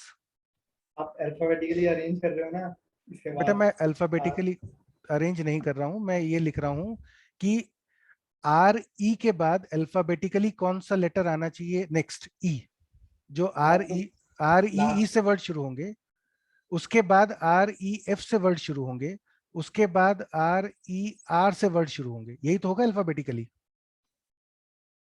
इस कैटेगरी में आपको रेफर मिलना नहीं है, तो हमने काउंट करा यहाँ पे 2 वर्ड्स थे। इस कैटेगरी में आपको रेफर मिलेगा तो आपने अगली 2 पोजीशन के लिए अब इस पोजीशन को लॉक करा। आर ई एफ से शुरू होने वाले वर्ड्स कौन कौन से होंगे? उसमें पहला वर्ड होगा ई। भाई डिक्शनरी में ऐसा थोड़ी होता है कि कहीं पे ए होगा, वर्ड में कहीं भी ए हो तो वो जरूरी थोड़ी कि ए वाले कैटेगरी में ही मिलेगा। वो तो हो सकता है वर्ड जो है वो जेड से शुरू होता हो,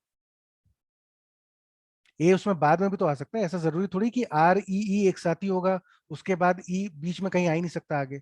ऐसा तो कोई लॉजिक होता नहीं शब्द बनाने में। तो आपकी जो रैंकिंग हुई दैट इज 21st वर्ड। ठीक है, एक और एग्जाम्पल देखिए, है ना, एक और एग्जाम्पल देखते हैं।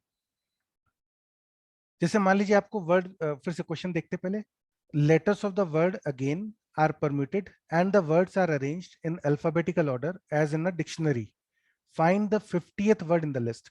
बेसिक नियम ध्यान रखना, अगर आपको वर्ड किसी कैटेगरी में मिल रहा हो तो उस कैटेगरी में अगली पोजीशन फिल कर लीजिए अल्फाबेटिकली, और अगर नहीं मिल रहा है तो कैटेगरी चेंज करेंगे, है ना। ऊपर भी हमने यही करा था।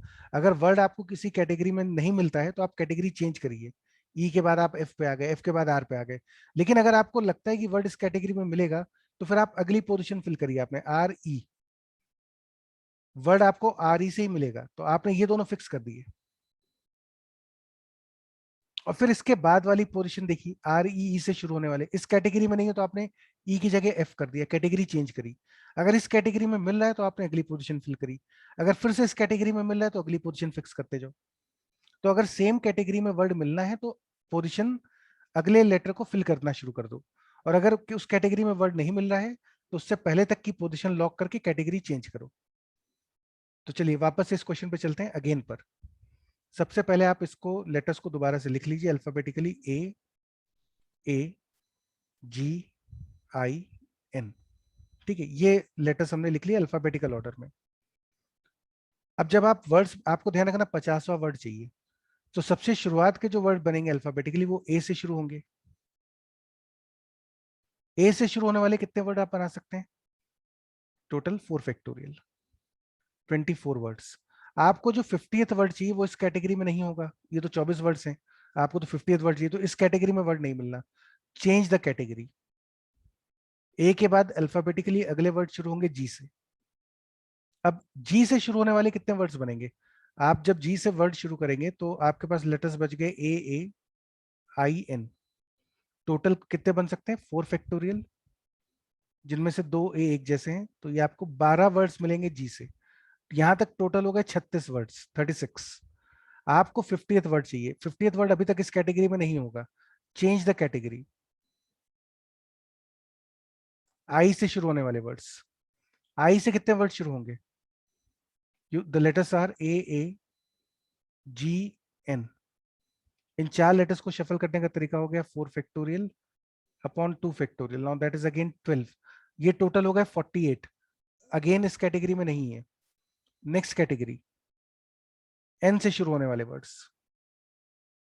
अब ऑफ कोर्स अगेन जो 50th वर्ड होगा वो इसी कैटेगरी में ही होगा, है ना, एन से शुरू होने वाले वर्ड्स की कैटेगरी में होगा। अगर आपको पता चल गया कि एन से शुरू होने वाले वर्ड्स की कैटेगरी में है, तो अब आप नेक्स्ट पोजीशन फिल करिए।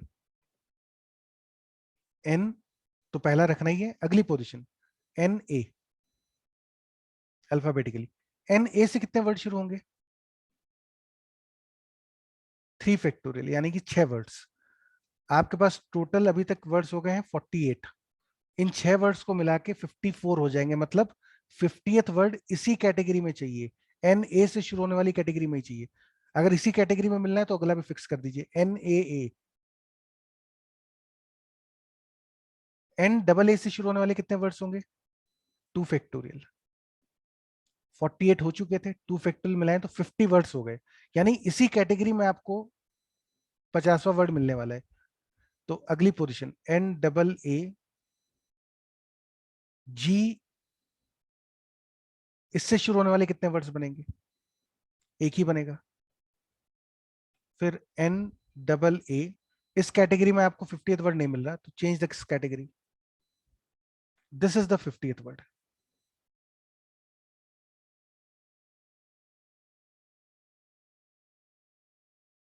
ठीक है ना? तो कैटेगरीज चेंज करते करते हमको आगे बढ़ते रहना है, बाकी प्रैक्टिस करोगे तो और क्लियर हो जाएंगी चीजें। आपको तो एक और करके देख लेते हैं, suppose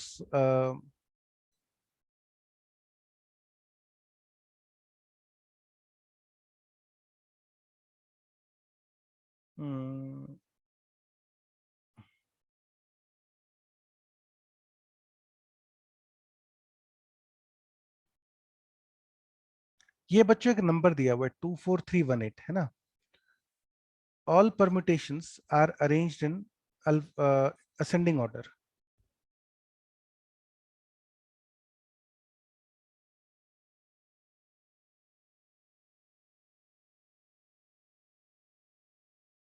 Are arranged in ascending order. Find the rank of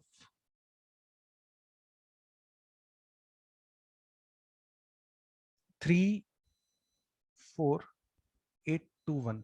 इस नंबर की रैंक बतानी है आपको, ये नंबर कौन सी रैंक पर आएगा। ठीक है, इन लेटर्स को असेंडिंग ऑर्डर में मतलब परम्यूट करना है, फिर असेंडिंग ऑर्डर में सारे नंबर्स को अरेंज करना है और आपको बताना है ये नंबर कौन से पोजीशन पर आएगा। चलिए शुरू करिए। सबसे पहले इन सारे डिजिट्स को असेंडिंग ऑर्डर में लिख लेते हैं, 1 2 3 4 8। अब सबसे शुरुआत वाले नंबर्स किससे शुरू होंगे? 1 से। 1 से कितने बना सकते हैं आप? 24। 1 से शुरू होने वाले 24 नंबर्स। आपको जो नंबर चाहिए 34821 वो 1 से शुरू होने वाली कैटेगरी में नहीं आएगा। नेक्स्ट कैटेगरी चलिए, 2 से शुरू होने वाले नंबर्स। 2 से कितने नंबर शुरू होंगे? 24। आपको जो नंबर चाहिए वो 3 से शुरू हो रहा है, इस कैटेगरी में नहीं है, तो नेक्स्ट कैटेगरी बनाइए। 3 से शुरू होने वाले नंबर्स, जो नंबर आपको चाहिए वो इसी कैटेगरी में आएगा। तो अब अगली पोजीशन लॉक करिए, 3 1 है ना। Lock the next position 3 1। अब 3 1 से कितने शुरू होंगे? तो आपको जो नंबर चाहिए वो 3 4 से शुरू हो रहा है, इस कैटेगरी में नहीं है, तो 3 1 से शुरू होने वाले नंबर्स हो गए 3 फैक्टोरियल 6। कैटेगरी चेंज कर लो, 3 2 से शुरू होने वाले नंबर्स। 3 2 से शुरू होने वाले नंबर्स में भी आपको नंबर नहीं मिलेगा, देयर आर 6 नंबर्स। आपको जो नंबर चाहिए वो इस कैटेगरी में नहीं है, चेंज द कैटेगरी 3 4। अब 3 4 से शुरू होने वाली कैटेगरी में आपको ये नंबर मिलेगा, तो अगला नंबर फिल करो। 3 4 के बाद अगला कौन सा आएगा? 1, असेंडिंग ऑर्डर में 3 4 1। आपको जो नंबर चाहिए वो इस कैटेगरी में नहीं है, इसमें कितने नंबर्स होंगे? 2। Change the category 3 4 2। 3 4 2 से कितने शुरू होंगे? 2। आपका नंबर इस कैटेगरी में नहीं है, चेंज द कैटेगरी 3 4। अब 3 4 तो ले नहीं सकते हो आप, 8 लेना पड़ेगा। जो नंबर आपको चाहिए वो इसी कैटेगरी में मिलेगा। अगर इसी कैटेगरी में मिलेगा तो फिल द नेक्स्ट पोजीशन 1। आपको जो नंबर चाहिए वो इस कैटेगरी में नहीं है, इसमें एक ही नंबर था 3 4 8 1 2। There was only one number, वो नंबर नहीं चाहिए हमको।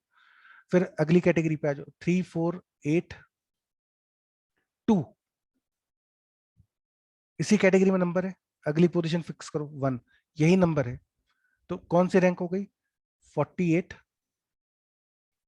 प्लस 12 60 64 65 और एक ये 66th। So this is how you solve these kind of questions. Ascending order, descending order, कौन सी रैंकिंग होगी। लेटर्स रिपीट हो सकते हैं, उसमें कोई बड़ी चीज नहीं है। डिस्टिंक्ट हो सकते हैं, रिपीट हो सकते हैं, तो डिपेंड करता है क्वेश्चन के ऊपर। ठीक है, तो बच्चों अगर यहाँ तक सबको समझ में आ गया एक बार जल्दी से तो यस टाइप कर दो, तो फिर आगे और क्वेश्चंस देखें। आराम से देख लो, सबको समझ में आ गया तो टाइप यस। सर ये फिफ्थ वाले में आपको कैसे पता कि जो वर्ड है वो एन से स्टार्ट होगा? भाई एन से शुरू होगा ये इसलिए पता चला क्योंकि आपको 50th वर्ड चाहिए। ये 24 हुए, फिर 12 हुए, फिर 12 हुए, तो 48 ही हुए ना अभी। 50th वर्ड तो इसके बाद वाली कैटेगरी में आएगा। ये टोटल 48 हुए यहाँ तक, 50th इसके बाद वाली कैटेगरी में होगा। और ए जी आई के बाद अगली कैटेगरी है एन से शुरू होने वाले वर्ड्स की।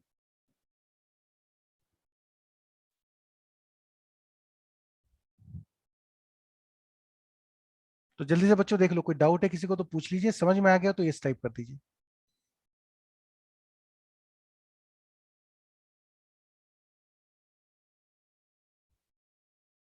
इसमें रैंक पूछ सकता है, 50th वर्ड पे कौन 50th नंबर पे कौन सा वर्ड होगा वो पूछ सकता है।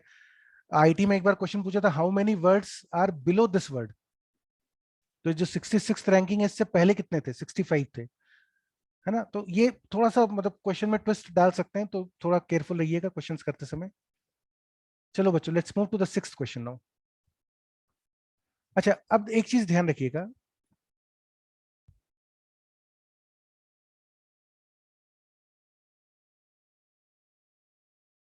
The right method of permutation.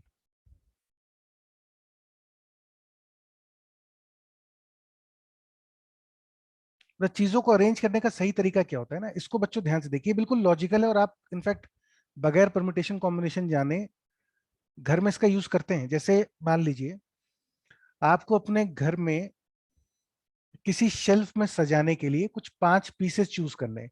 आप दुकान पे जाते हैं, आपको लगता है यार ये 5 मुझे थोड़ा सा डेकोरेट करने के लिए घर में ये 5 चीजें मैं खरीदता हूँ। तो आपका जो जेन्युइन तरीका होता है वो क्या होता है? आप पहले दुकान पे जाते हैं and you select as per the requirement, जो भी आपकी रिक्वायरमेंट है उसके हिसाब से आप चीजों को सिलेक्ट करते हैं। आपको लगा हाँ यार ये 5 शो पीस अच्छे दिखेंगे तो मैं ये 5 शो पीस खरीद लेता हूँ, तो you select as per the requirement. उसके बाद आप क्या करते हैं? आप दुकानदार से बोलते कि भाई इनको एक पैकेट में डाल दो, और आप चेक करते कि हाँ सामान आपके पास सब सही पहुंच गया या नहीं पहुंच गया। और थर्ड स्टेज में इन सिलेक्टेड ऑब्जेक्ट्स को, selected objects are arranged as per the requirement.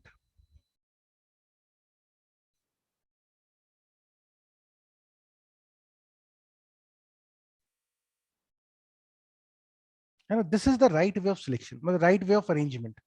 और ये इसके लिए कोई मैथ्स जानने की जरूरत नहीं है, लॉजिकल चीज है कि अगर आपको 5 चीजें अपने किसी जगह पे शोपीस अरेंज करने हैं तो आप सबसे पहले दुकान पे जाएंगे, हजारों शोपीस में से आप अपनी रिक्वायरमेंट के हिसाब से 5 शोपीस सिलेक्ट करेंगे। दुकानदार आपको 5 शोपीस देगा, आप एक बार पॉलिथीन खोल के चेक करते हैं कि हाँ यार ये वही 5 शोपीस हैं जो मैंने लिए थे, तो चेक करना सेकंड स्टेप हो गया। फिर आप घर पे आते हैं और उन 5 शोपीसेस को अपनी रिक्वायरमेंट के हिसाब से शेल्फ पे अरेंज कर देते हैं, है ना। This is the correct method of permutation. यही मेथड बच्चों हम लोग यूज करते हैं प्रॉब्लम सॉल्विंग में। अभी तो क्या है, सब चीजों को अलग अलग पढ़ रहे थे, अब थोड़ा सा चीजों को कंबाइन करना शुरू कर रहे हैं। परम्यूटेशन को कॉम्बिनेशन के साथ कैसे लेते हैं, how do we arrange using selections. और ये लॉजिकल है, ये मतलब कोई ऐसा स्पेशल रॉकेट साइंस नहीं है, ये बहुत लॉजिकल चीज है। देखिए एग्जाम्पल्स के थ्रू और क्लियर होगा। ये 3 स्टेप ध्यान रखिएगा। पहला स्टेप सिलेक्शन करिए रिक्वायरमेंट के हिसाब से। स्टेप 2 चेक करिए क्या क्या है आपके पास। स्टेप 3 सिलेक्टेड चीजों को रो में अरेंज करिए रिक्वायरमेंट के हिसाब से। चलिए let's look at the sixth question. Using 7 consonants and 4 vowels, how many 5-letter words can be formed containing 3 consonant and 2 vowels। ठीक है, तो बच्चों आपकी रिक्वायरमेंट है कि आपको 3 कॉन्सोनेंट और 2 वॉवल्स यूज करके 5-letter वर्ड्स बनाने हैं। 5-letter वर्ड्स बनाने हैं, ठीक है। अब वर्ड्स बनाने का मतलब है कि आपको इन चीजों को शफल करना है। आपको ये 5 चीजें लानी है दुकान से। दुकान में ये है, आप जिस दुकान से इन 5 लेटर्स को खरीदेंगे वो दुकान में 7 तरह के कॉन्सोनेंट और 4 तरह के वॉवल्स हैं। आप इनमें से 3 कॉन्सोनेंट और 2 वॉवल चूज करिए पहले। कौन से 3 कॉन्सोनेंट और कौन से 2 वॉवल्स में यूज करूंगा। 7C3 इंटू 4C2, है ना, ये पहला स्टेप हो गया। Select as per the requirement. हमारी रिक्वायरमेंट है 3 कॉन्सोनेंट और 2 वॉवल्स की, तो आप पहले 7 में से 3 कॉन्सोनेंट चूज करिए और 4 में से 2 वॉवल चूज करिए। अब एक बार रुकिए और देखिए आपके पास क्या क्या आ गया। 3 कॉन्सोनेंट आ गए, 2 वॉवल आ गए, है ना। रुक के देखा, 3 कॉन्सोनेंट 2 वॉवल आ गए। अब इन 5 ऑब्जेक्ट्स को जो आपके पास आ गए हैं इनको शफल करना है, अरेंज करना है। 5 प्लेसेस पे अरेंज करना है इन 5 चीजों को। कितने तरह से कर सकते हो, 5 factorial. So that is your answer. This is called permutations using combinations. नाम पे मत जाओ, नाम देखने में थोड़ा खतरनाक दिखता है मगर लॉजिकल अप्रोच है। जो requirement select as per the requirement, check करना जरूरी है। ये बीच वाला स्टेप मत भूलना है ना, ये इंपॉर्टेंट होता है। इससे आपको पता चलेगा कि क्या सिचुएशन है आपके पास और फिर अरेंज करने का तरीका 5 फैक्टोरियल। एक और देखते हैं। Using the letters of the word equation, how many 5-letter words containing 3 vowels and 2 consonants can be formed if no 2 vowels are together। तो बच्चों पहले तो ये इक्वेशन वर्ड को लिख लो वापस से। ई, मैं वॉवल्स एक साथ लिख रहा हूं, Q U A T I O N. मजेदार शब्द है ना, 5 वॉवल आ गए इसी में। तो खैर ये आपका इक्वेशन वर्ड को मैंने लिख लिया। मतलब अब आपको इसी में से लेटर्स यूज करने। How many 5-letter words using 3 vowels and 2 consonants. आपकी रिक्वायरमेंट क्या है, 3 वॉवल और 2 कॉन्सोनेंट लेने। तो ठीक है भाई, पहले आप अपनी रिक्वायरमेंट के हिसाब से शॉपिंग कर लीजिए। 5 में से 3 वॉवल्स ले लीजिए, 5C3। कौन से 3 वॉवल्स लोगे, can be decided in 5C3। और 3 में से 2 कॉन्सोनेंट ले लीजिए, 3C2। अब रुक जाइए और चेक करिए कि दुकानदार ने आपको ठीक सामान दिया या नहीं दिया। दुकानदार ने आपको दिया 3 वॉवल, 2 कॉन्सोनेंट। ये सिचुएशन आपके पास हो गई है। अब आप इस पैकेट को घर पे लाते हैं और आपको इनको अरेंज करना है, आपको शफल करना है। और शफल करने पे कंडीशन ये है कि भैया कोई भी 2 वॉवल एक साथ ना हो, नो 2 वॉवल्स आर टुगेदर। इसका मतलब मुझे गैप्स यूज करने पड़ेंगे। गैप्स बनाने पड़ेंगे। गैप्स कैसे बनेंगे? उसके लिए आप दो कॉन्सोनेंट्स को अरेंज कर लीजिए, 2 फैक्टोरियल। आपने दो कॉन्सोनेंट अरेंज कर दिए, 2 फैक्टोरियल, 3 गैप्स बने। इन 3 गैप्स में 3 वॉवेल्स को रखना है। कितने तरह से शफल कर सकते हो? 3 फैक्टोरियल। तो दिस इज योर आंसर। जो भी वैल्यू आती है उसकी, ये आपका आंसर हो गया। आप चाहें तो उसको 3 फैक्टोरियल डायरेक्ट लिखने की जगह, if you want you can use another argument which is कि 3 में से 3 गैप चूज कर लिए। 3 गैप्स हैं, 3 वॉवेल्स हैं, तो 3 में से 3 गैप चूज करें और उनमें 3 वॉवेल्स को शफल करने का तरीका 3 फैक्टोरियल, क्योंकि तीनों वॉवेल्स अलग अलग है, V1 V2 V3 अलग अलग है इसलिए। ठीक है, so this is the answer for this particular problem. Logic, मतलब लॉजिक बहुत साउंड होना चाहिए इस चैप्टर में। और आप देख रहे हो क्वेश्चन जितना बड़ा है, कैलकुलेशन उससे बहुत छोटी होती है। और देखिए, let's take another question. How many 4-letter words can be formed using the letters of the word mathematics? Mathematics के लेटर्स का इस्तेमाल करते हुए कितने 4-letter वर्ड्स आप बना सकते हैं?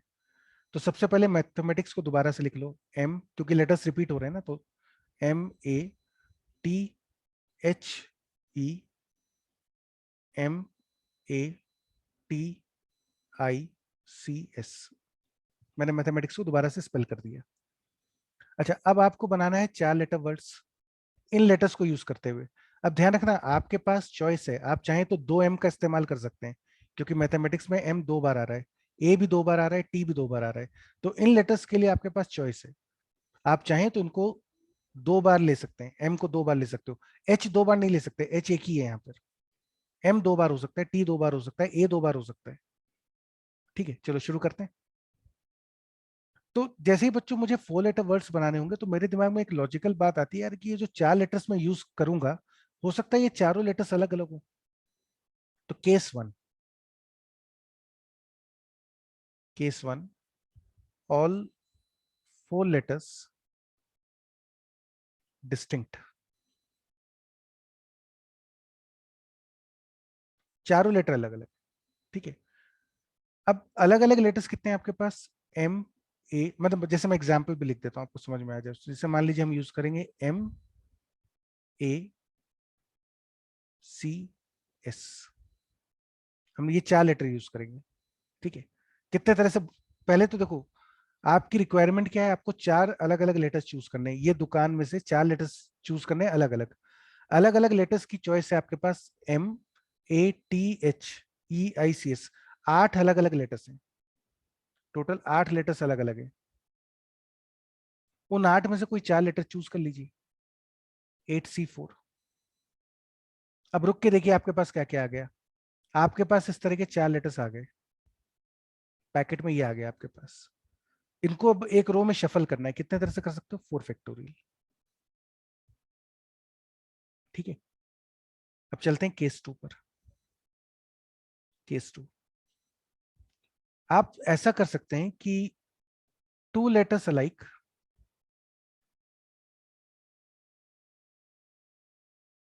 एंड 2 लेटर्स डिस्टिंक्ट, 2 एक जैसे, 2 अलग। जैसे फॉर एग्जाम्पल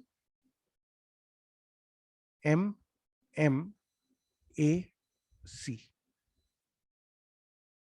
आप ये इस तरह का वर्ड बना सकते हैं। 2 लेटर एक जैसे, बचे हुए 2 अलग अलग। ठीक है, तो अपनी रिक्वायरमेंट के हिसाब से पहले शॉपिंग करिए। आपको 2 एक जैसे लेटर चाहिए। 2 एक जैसे लेटर बच्चों या तो यहां से मिलेंगे, या यहां से मिलेंगे, या यहां से मिलेंगे, मतलब 3 चॉइसेस हैं आपके पास। 2 एक जैसे लेटर लेने के लिए 3 चॉइसेस हैं। तो 3C1, 2M लोगे, या 2A लोगे, या 2T लोगे। तो इन 3 में से कोई एक टाइप का आइडेंटिकल लेटर्स आपको चूज करने का ऑप्शन है।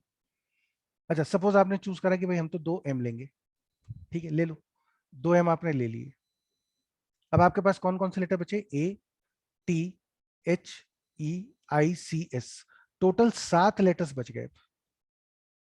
उन 7 में से कोई भी 2 लेटर चूज कर लो, 7C2।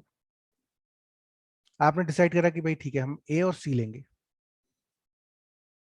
अब रुक के देखिए पैकेट में आपके पास क्या क्या आ गया। आपके पास आ गए ये 4 लेटर। इनको एक रो में शफल करना है, 4 फैक्टोरियल अपॉन 2 फैक्टोरियल। आई बात समझ में? Select as per your requirement and then wait and look in the packet, क्या क्या है आपके पास, फिर उनको एक रो में शफल कर दो। अच्छा, एक और ऑप्शन हो सकता है, आप बोलोगे नहीं साहब मैं तो two alike of one kind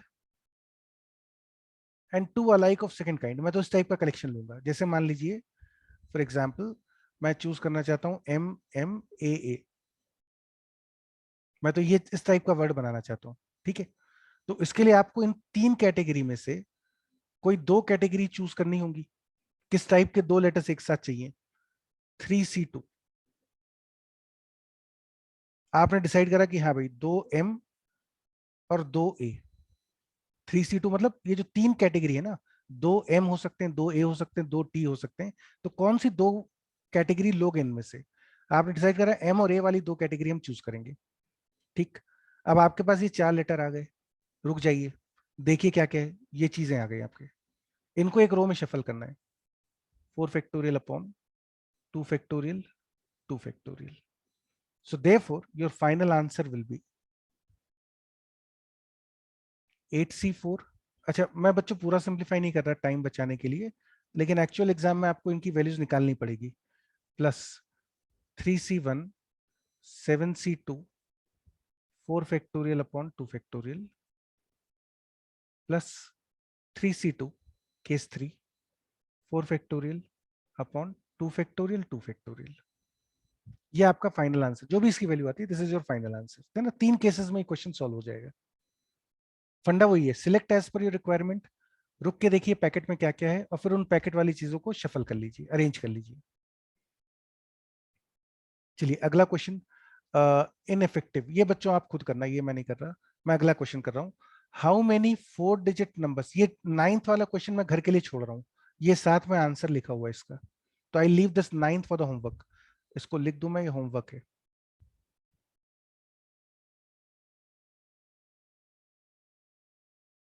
homework नहीं होगा तो बता देना, मैं नेक्स्ट क्लास में सॉल्व कर दूंगा इसको, नहीं तो इसको सॉल्व करना है आपको घर पे। चलिए अगला क्वेश्चन देखते हैं, क्वेश्चन नंबर 10th।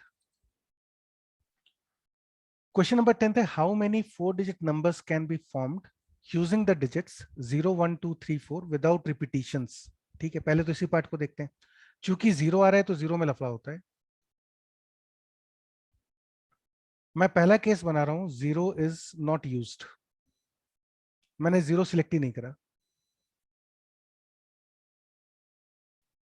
है ना। और दूसरा केस मैं बना रहा हूं कि 0 इज सिलेक्टेड। अच्छा, अगर आपने 0 सिलेक्ट नहीं करा तो 4 लेटर चूज कितने तरह से कर सकते हो? 4C4 भाई, 1 2 3 4 4 ही लेटर तो बचे 0 के अलावा, तो आपको 4 में से 4 लेटर चूज करने, 4C4, और उनको शफल कितने तरह से कर सकते हो? एक बार रुक के देखो आपके पास क्या क्या आ गया। 4C4 में आपके पास आ गया होगा 1 2 3 4। अब इन 4 लेटर को शफल करने का तरीका 4 factorial, so that will be same as 24। अच्छा, अगर 0 सिलेक्ट कर लिया, ठीक है, तो 0 तो आ ही गया। अब बचे 4 लेटर्स 1 2 3 4, आपको 3 लेटर्स और चूज कर, 3 नंबर्स और चूज करने, 4C3। 1 2 3 4 में से कोई 3 डिजिट्स और चूज कर लो, 4C3 तरह से आप कर सकते हो। अब रुक के देखो आपके पास क्या क्या है, 0 आ गया, और सपोज 1 आ गया, 2 आ गया, 3 आ गया, इनको एक रो में शफल करना है। कितने तरह कर सकते हैं? पहली प्लेस के लिए यू हैव 3 ऑप्शंस, 0 नहीं हो सकता। रिमेनिंग 3 प्लेसेस पे 3 ऑब्जेक्ट्स को रखने का तरीका 3 factorial, so that will be same as 4 into 3 is 12, 12 into 6 is 72. The total number of 4-digit numbers can be 96 numbers.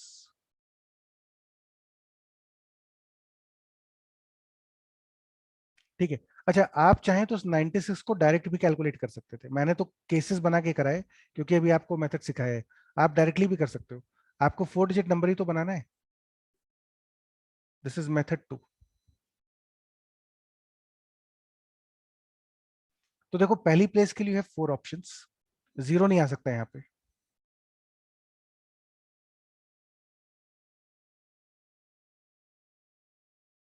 है ना। पहली प्लेस पे 0 नहीं आ सकता बच्चों, तो यू कैन हैव 1 2 3 4 4 ऑप्शंस। अगली प्लेस के लिए 0 हो सकता है, लेकिन जो नंबर आपने यहाँ पे यूज कर लिया वो नहीं हो सकता। जैसे मान लो यहाँ पे हमने 1 यूज करा, तो अब आप 1 का यूज नहीं कर सकते हैं, आगे 1 का इस्तेमाल नहीं होगा। तो कितने ऑप्शन बच गए आपके पास? 4, फिर 3, फिर 2, and this will be same as 4 into 24 which is also equal to 96। तो आप ऐसा भी कर सकते हैं, और हमने केसेस से करा है, वो भी ठीक है। सर ये मेथड 1 में केस 2 एक बार कैसे था? मेथड 1 में केस नंबर 2, केस नंबर 2 में हमको 0 तो सिलेक्ट करना ही है, तो 0 सिलेक्ट करने का तो एक ही तरीका है। अब 3 लेटर्स और भी चूज करने हैं आपको, क्योंकि 4 डिजिट नंबर बनाना है, तो 3 डिजिट्स और चूज करने हैं। 4 में से कौन से 3 डिजिट लोगे? 1 2 3 4 में से ये डिसाइड हो सकता है 4C3। अब रुक के देखिए आपके पास क्या क्या है। 0 तो चाहिए था आपको, अब 4 में से 3 डिजिट्स आपने और चूज कर लिए, 1 2 3। अब इनको शफल करना है, इनसे नंबर्स बनाने, 4 डिजिट नंबर बनाने हैं। तो इस पैकेट के अंदर ये जो चीजें आ गई आपने दुकान से जो खरीदी, इनको अब अरेंज करना है। तो पहली प्लेस के लिए 3 ऑप्शन, 0 छोड़ के कोई भी भर दो। अगली 3 प्लेसेस पे 3 डिस्टिंक्ट ऑब्जेक्ट शफल करने, 3 फैक्टोरियल। तो 3 इंटू 3 फैक्टोरियल तरह से आप इनको अरेंज कर सकते हैं। मैं यहां से 0 को हटा रहा हूं जिससे कंफ्यूजन ना हो।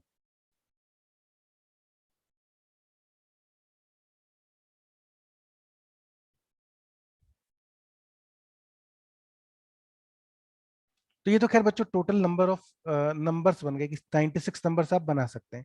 मेन क्वेश्चन वो नहीं था, मेन क्वेश्चन है ये जो 96 4 डिजिट नंबर्स बने, you to find the sum of all these numbers.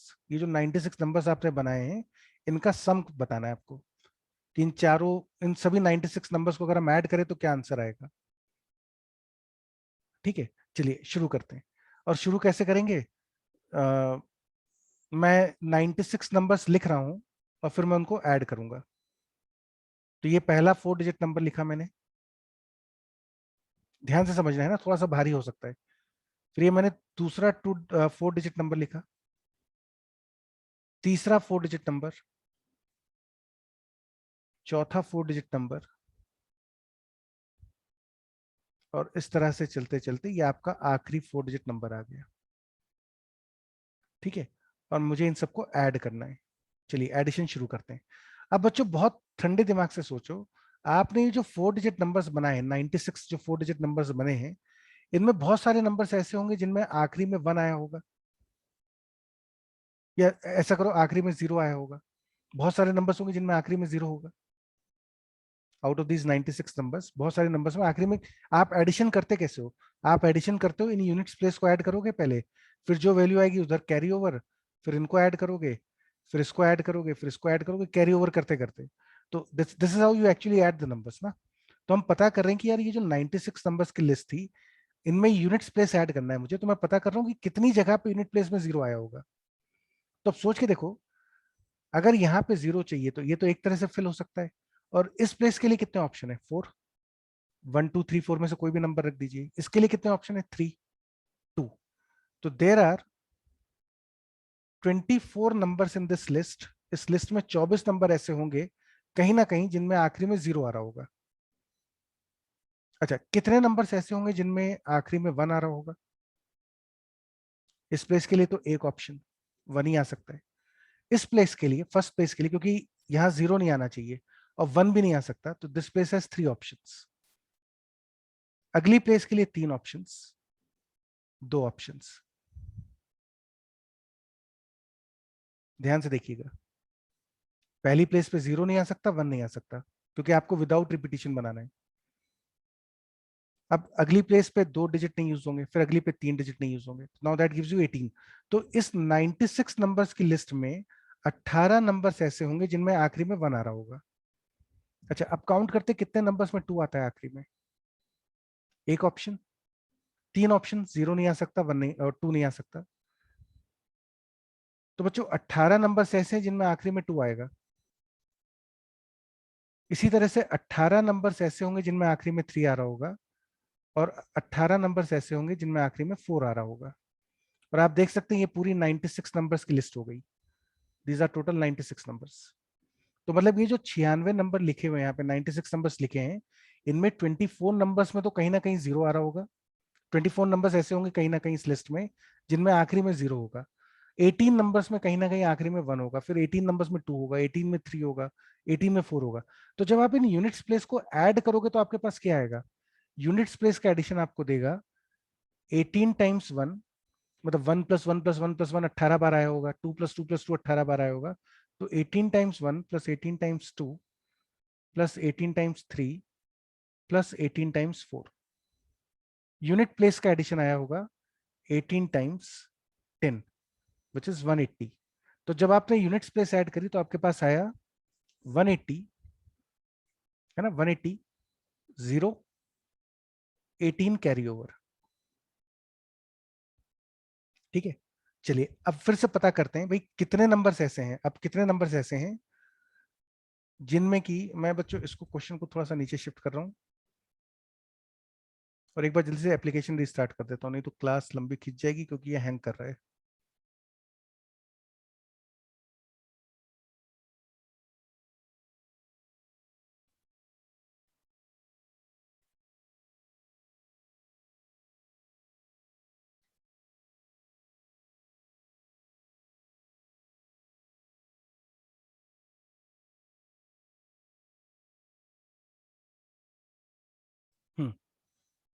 तो अब मैं ये पता कर रहा हूं कि भाई कितने नंबर्स ऐसे हैं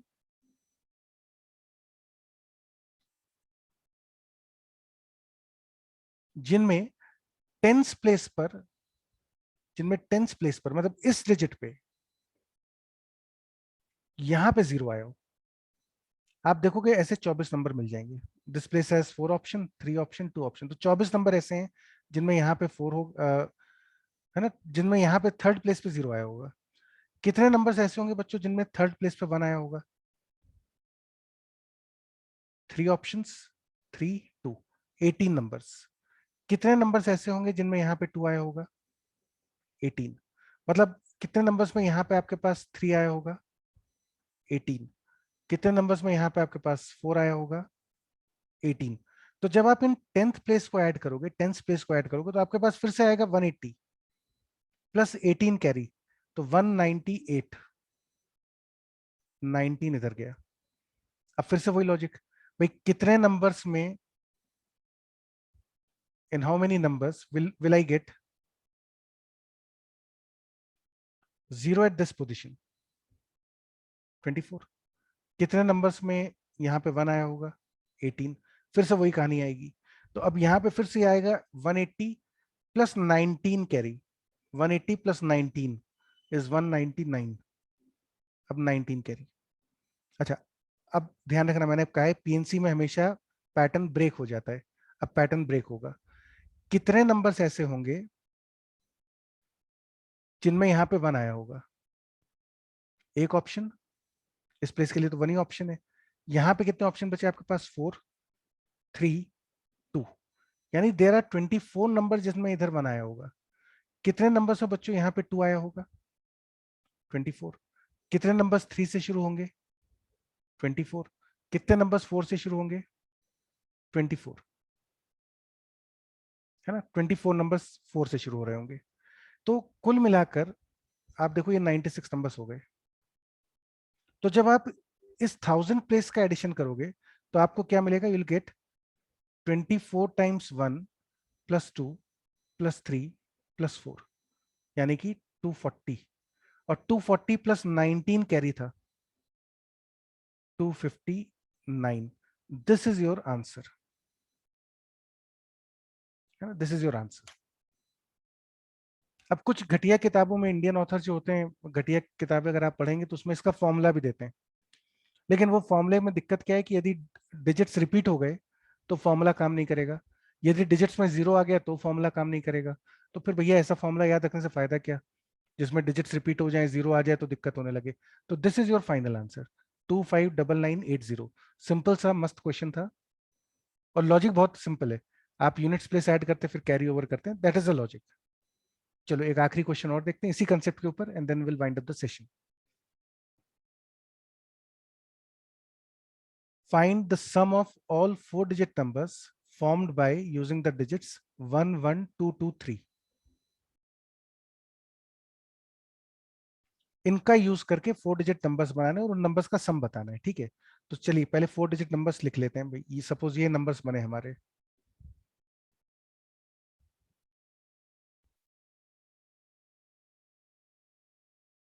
तो पहले इन सारे 4 डिजिट नंबर्स को लिख लेते हैं और पिछले क्वेश्चन की तरह लिखकर यहाँ पे ऐड कर देंगे, ठीक है। चलो शुरू करो बच्चों। सबसे पहले पता करो कि भाई कितने नंबर्स ऐसे हैं जिनमें यहाँ पे 1 आया होगा। How many numbers will have 1 in this position? तो ये तो एक ही ऑप्शन बचा, यहाँ पे देयर इज ओनली 1 ऑप्शन, ठीक है। अब देखो लेटर्स रिपीट हो रहे हैं 1 2 2 3। तो बच्चों बताओ कि मुझे कितने लेटर्स, कितने नंबर्स ऐसे बना सकते हो 4 डिजिट जिनमें यहाँ पे 1 हो? सोच के बताना। आपके पास डिजिट्स हैं 1 2 2 3, ये 4 डिजिट बचे। इन 4 डिजिट्स को इन 3 प्लेसेस पे रखना है। हम मान लेते हैं कि सबके सब अलग अलग है, all are different. Let's assume that all the digits are different. तो इनको कितने तरह से, हाँ बेटा, ये आंसर बताता हूँ। अच्छा अच्छा, तो इनको रख सकते हैं टोटल हम 4 फैक्टोरियल तरह से। लेकिन इनमें से 2 2 एक जैसे हैं, 2 2 एक जैसे हैं, तो आपको ये वैल्यू कितनी आ जाएगी? This will be equal to 12। अगर सब अलग अलग होते तो 4 फैक्टोरियल आता है ना, मतलब 4 फैक्टोरियल भी नहीं आता एक्चुअली, 4 3 2 आता, लेकिन 2 एक जैसे होने की वजह से 12 हो जाएगा। तो 12 नंबर्स ऐसे हैं जो 1 पेंड होते हैं। चलिए अब पता करते हैं कितने नंबर्स ऐसे हैं जो 2 पेंड होंगे।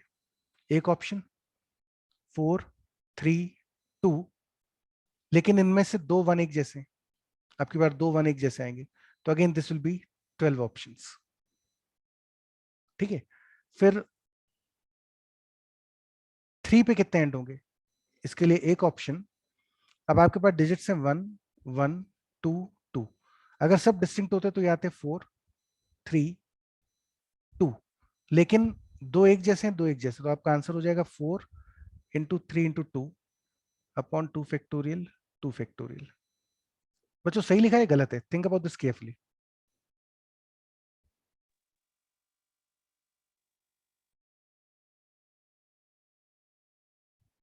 So that would be 6।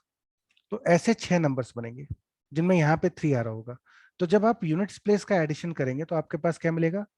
1 into 12, है ना, मतलब 12 नंबर्स ऐसे होंगे जिनमें कहीं ना कहीं यहाँ पे 1 आ रहा होगा। तो 1 + 1 + 1 12 टाइम्स, फिर 2 + 2 + 2 12 times, plus 3 + 3 + 3 6 times, which will be same as 12 + 24 36 + 18 54। तो यहाँ पे आया होगा 54। फिर आप करेंगे 5 कैरी ओवर। अब आप काउंट करोगे कि भाई ठीक है कितने नंबर्स में यहाँ पे 1 आता है, और फिर से वही आंसर आएगा 12। कितने नंबर्स में यहाँ पे 2 आता है? 12। कितने नंबर्स में यहाँ पे 3 आता है? 6। तो वापस से जब एडिशन करेंगे तो अगेन विल गेट 54, और 5 कैरी भी है, 5 कैरी भी है, तो कितना हो जाएगा? 59। 5 कैरी, अच्छा यहाँ फिर से 59 + 5 कैरी 64, 59 + 6 कैरी 65। क्योंकि 0 नहीं है ना, तो भाई पिछले क्वेश्चन में प्रॉब्लम क्या थी, पैटर्न क्यों ब्रेक हुआ था शुरुआत वाली प्लेस पे? क्योंकि लीडिंग पोजीशन पे you can not have 0 here, इसलिए यहाँ पे आपके आंसर चेंज हो गए थे, ये 4th कैटेगरी में इसलिए चेंज हो गए थे। लेकिन अगले क्वेश्चन में तो 0 है ही नहीं यहाँ पे, तो बस यही आपका आंसर हो गया बच्चों, 65494। तो आई होप आपको यहाँ तक का डिस्कशन आज तक का समझ में आ गया होगा। एक क्वेश्चन मैंने घर के लिए छोड़ा हुआ है, तो उसको घर पे ट्राई कर लेना। इनफेक्टिव से कितने 4 लेटर वर्ड्स बनेंगे, ठीक है। यहाँ तक का पूरा अच्छे से रिवाइज भी कर लीजिएगा। मेक श्योर कि डीपीपी नंबर 1 2 कम से कम हमने, या 3 तक भी आप चाहो तो कंप्लीट कर सकते हो। डीपीपी 1 2 3 कोशिश करिएगा परम्यूटेशन कॉम्बिनेशंस में अटेम्प्ट कर लें।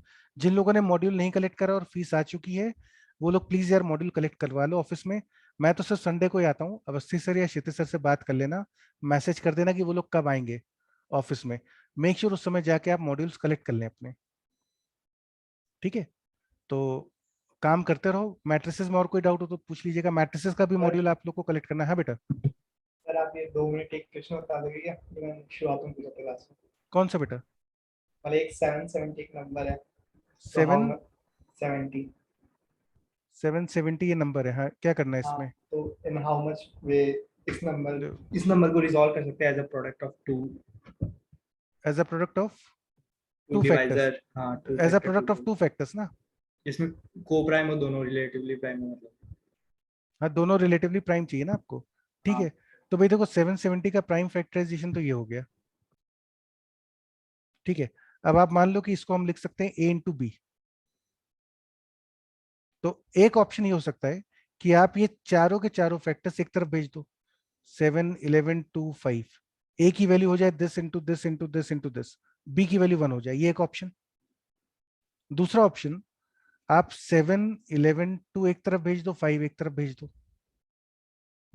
तीसरा ऑप्शन, आप 7 11 5 एक तरफ भेज दो, 2 एक तरफ भेज दो। मतलब एक्चुअली आप देखो यहाँ पे चार केसेस हम बना सकते हैं, 5 एक के पास, 3 एक के पास, 2 वाला फैक्टर एक के पास, बचे हुए 3 फैक्टर एक के पास, फिर 7 एक के पास, बचे हुए 3 फैक्टर एक के पास, और फिर ये लास्ट केस है ना। ये एक चार तरीके ये हो गए टोटल। अच्छा फिर नेक्स्ट ऑप्शन आपका ये हो सकता है कि आप 7 11 एक तरफ कर दो, 2 5 एक तरफ कर दो, ठीक है। अच्छा फिर 7 2 एक तरफ कर दो और 11 5 एक तरफ कर दो। समझ में आ रही है बात, कैसे ब्रेक करना है केसेस में? और फिर फाइनली आप ऐसे कोई मतलब कोई फॉर्मूला वॉर्मूला नहीं है क्या, मतलब ऐसे फैक्टोरियल टाइप तरीके से ऐसे केसेस बना के करना होगा? केसेस बना के करना पड़ेगा। वो तो कर फॉर्म लूंगा। फॉर्मूला भी मतलब फॉर्मूला करेंगे अपन, लेकिन कोई बहुत ज्यादा यूजफुल फॉर्मूला नहीं, क्योंकि इसमें तो चारों प्राइम फैक्टर से तो आप फॉर्मूला बना सकते हो, नहीं तो ऐसे सच कोई बहुत ज्यादा इफेक्टिव फॉर्मूला नहीं होता। हालांकि नंबर थ्योरी पे क्वेश्चंस हम करेंगे परम्यूटेशन कॉम्बिनेशंस में, शायद अगली क्लास में एक प्रिंसिपल पढ़ेंगे, सुपरमार्केट प्रिंसिपल, तब शुरू करेंगे उसको। क्या होता है फॉर्मूला ऐसे किसका? यार मुझे ही इसका? पता ही नहीं, मतलब मैं फॉर्मूला यूज करता नहीं हूं, मैं तो हमेशा बेसिक से करता हूँ क्वेश्चंस। ऑफलाइन, अनीश पूछा ऑफलाइन कब हो रहा है, बेटा 1 तारीख से पहले तो अगर ऑफलाइन करा तो फिर हमको अगली क्लासेस जेल से लेनी पड़ेंगी, है ना। 1 तारीख तक तो गवर्नमेंट का ही मना है, अभी 1 तारीख से ही होंगी अगर जब भी होंगी तो चलो guys we take care and will meet day after tomorrow. काम पूरा करिएगा और नोट्स बना लीजिएगा अपने, ठीक है।